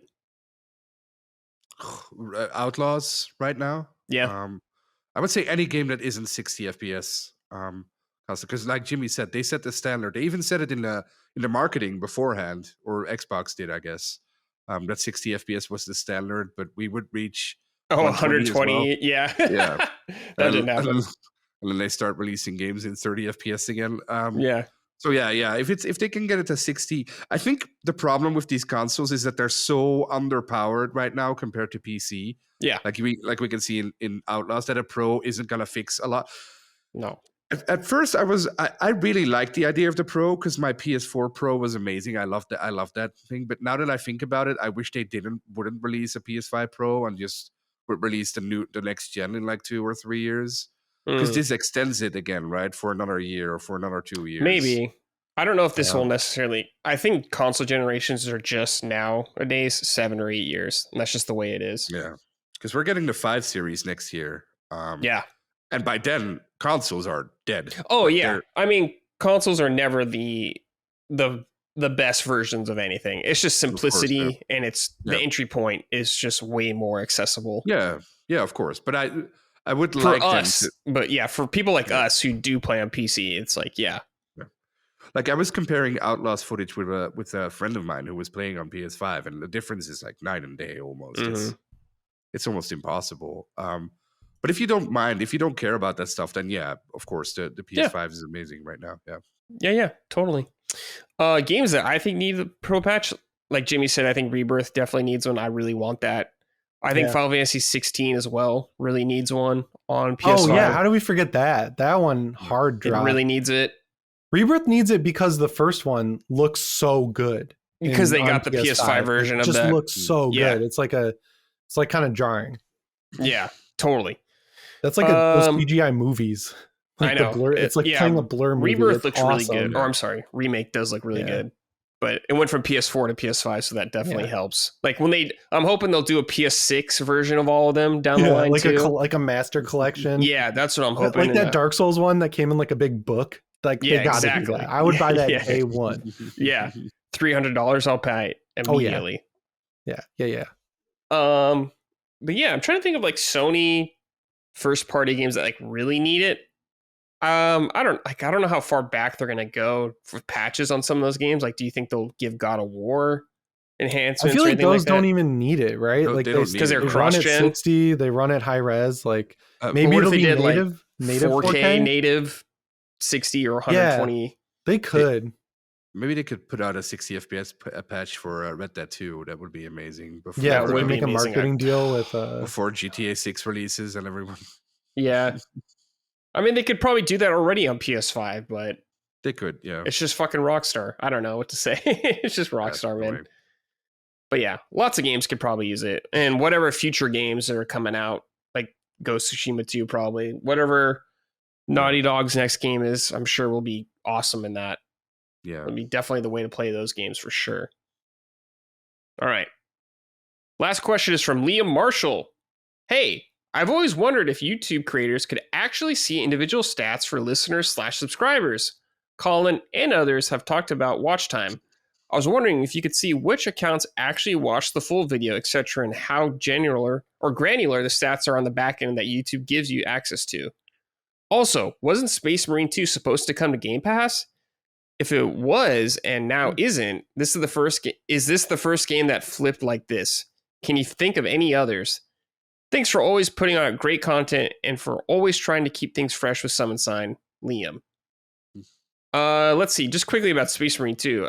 That sounds vaguely familiar. I just Googled it while you guys were talking, and apparently the announcement trailer had Xbox Game Pass in it, but I'm just assuming that when they bought themselves back, they changed the deal, because they also for a while were releasing all of their games Epic exclusive for a year, and they stopped doing that. So I'm assuming that was an Embracer thing that they kind of ditched when they flipped over. Okay. And then someone said SteamWorld Heist 3 was another one that was announced for Game Pass, but then didn't launch in it. So yeah, I guess once Or they bought 2. themselves back, yeah. Good research though, Jimmy. That makes sense, I guess. So I want more money. I don't know. I wonder what the Game Pass deal was for that game originally. But Yeah. I wonder. It's too good for Game Pass, man. Like, sorry, but like, it's a really you could. That's a game that's you a game should buy. worth paying for $70 for. I'll stand by that. Jimmy, I'm really curious about this for both of you, particularly. But you got Jimmy, you run multiple YouTube channels. So do you, Locke, actually. But the stats, how in depth do the stats get? Can you see all these things he's talking about for individual people on there? You can't see individual. You can see. Okay, so when someone comments on your video, if they're a regular viewer, they get a little icon next to their name, so you know that they're like a regular watcher. But what you get is average view time of everyone who sees it. So like out of everyone who watched your video, you get the average length that they watched it. And usually that'll be about, for most YouTubers, unless you're like really bad or really good, it'll be right in the middle. So if you upload a 7-minute video, you usually get like 3.5 minutes of retention. And then you also see the click-through rate, which is the most important metric, which is the percent of people who clicked on your video after seeing it.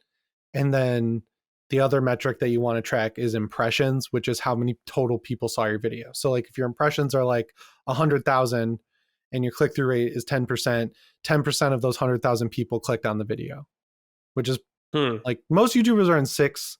PS Ready's in like, we sit around 18 to like 27 click-through rate, which is really extremely high. Cool. Yeah, those metrics are super important. I don't think you get that for podcasts though. Like if you upload a podcast to YouTube, you get the same metrics, but like I don't think for an audio podcast, I don't think they give you that kind of data. Yeah. Lockmort, do you investigate all that as well? I primarily look at where the people are coming from. Like where did they get the link? Is it from the recommendations? Is it from external pages? What country are they from? So what time do they click on it? I think that's, for the stuff we do, that's important. Yeah. You guys, because I helped out before on Retro Rebound. The most important change we made for them was that YouTube gives you this like bar graph that's separated by the days of the week. And it's like a purple line under every one. And it's like a heat map for when your active users are online. So I told Maddie that, and then he started launching into we call it the like deep purple. And that like totally fixed the CTR on launch, which like if you get a really high click-through rate when you launch a video, that increases the reach in day one that you'll get on that video. So that totally was a game changer for Retro Rebound. Interesting.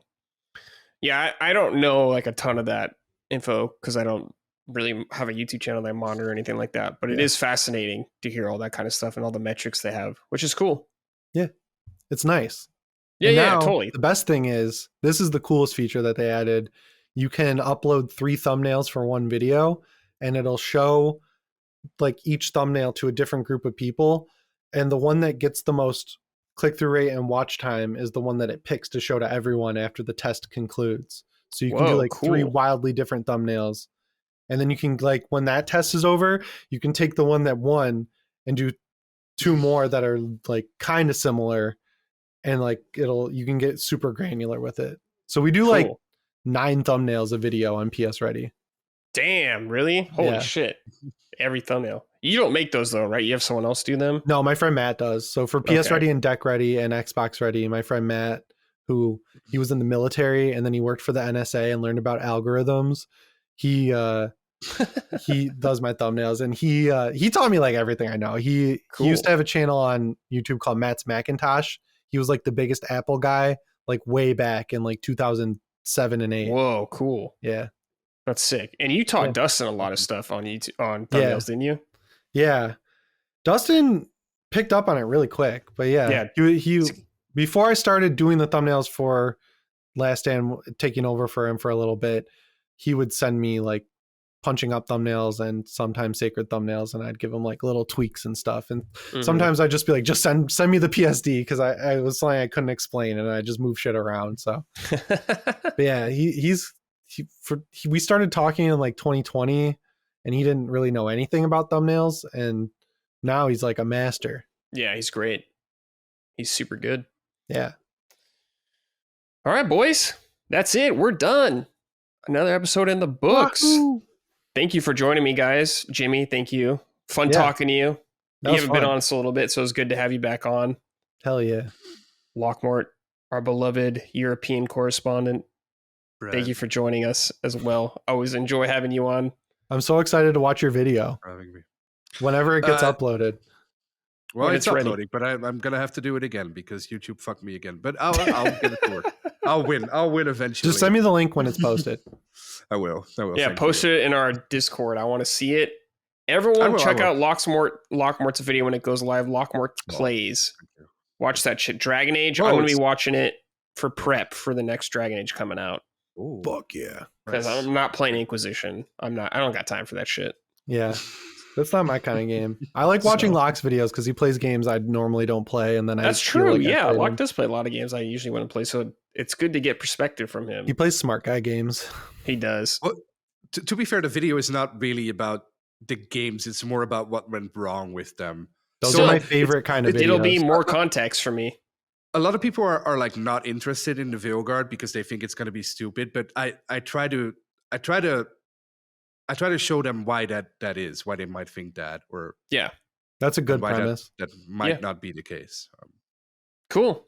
All right, boys, before we get out of here, anything you want to say or plug, or should we just get the hell out? Let's get the hell out. Let's get the hell out of here. Okay. All right, everybody. Thank you for listening and watching. We appreciate it. We will see you next episode. Take care, everybody, and goodbye. Goodbye. Summon Sign is a product of Last Stand Media and Collins Last Stand LLC and is proudly recorded in the USA. The show is written and hosted by me, Brad Ellis. The show is produced by Dustin Furman. All of Last Stand's theme music is by Ramon Narvaez. Summon Sign, along with the rest of Last Stand's media shows, are fan-funded on Patreon at patreon.com/laststandmedia.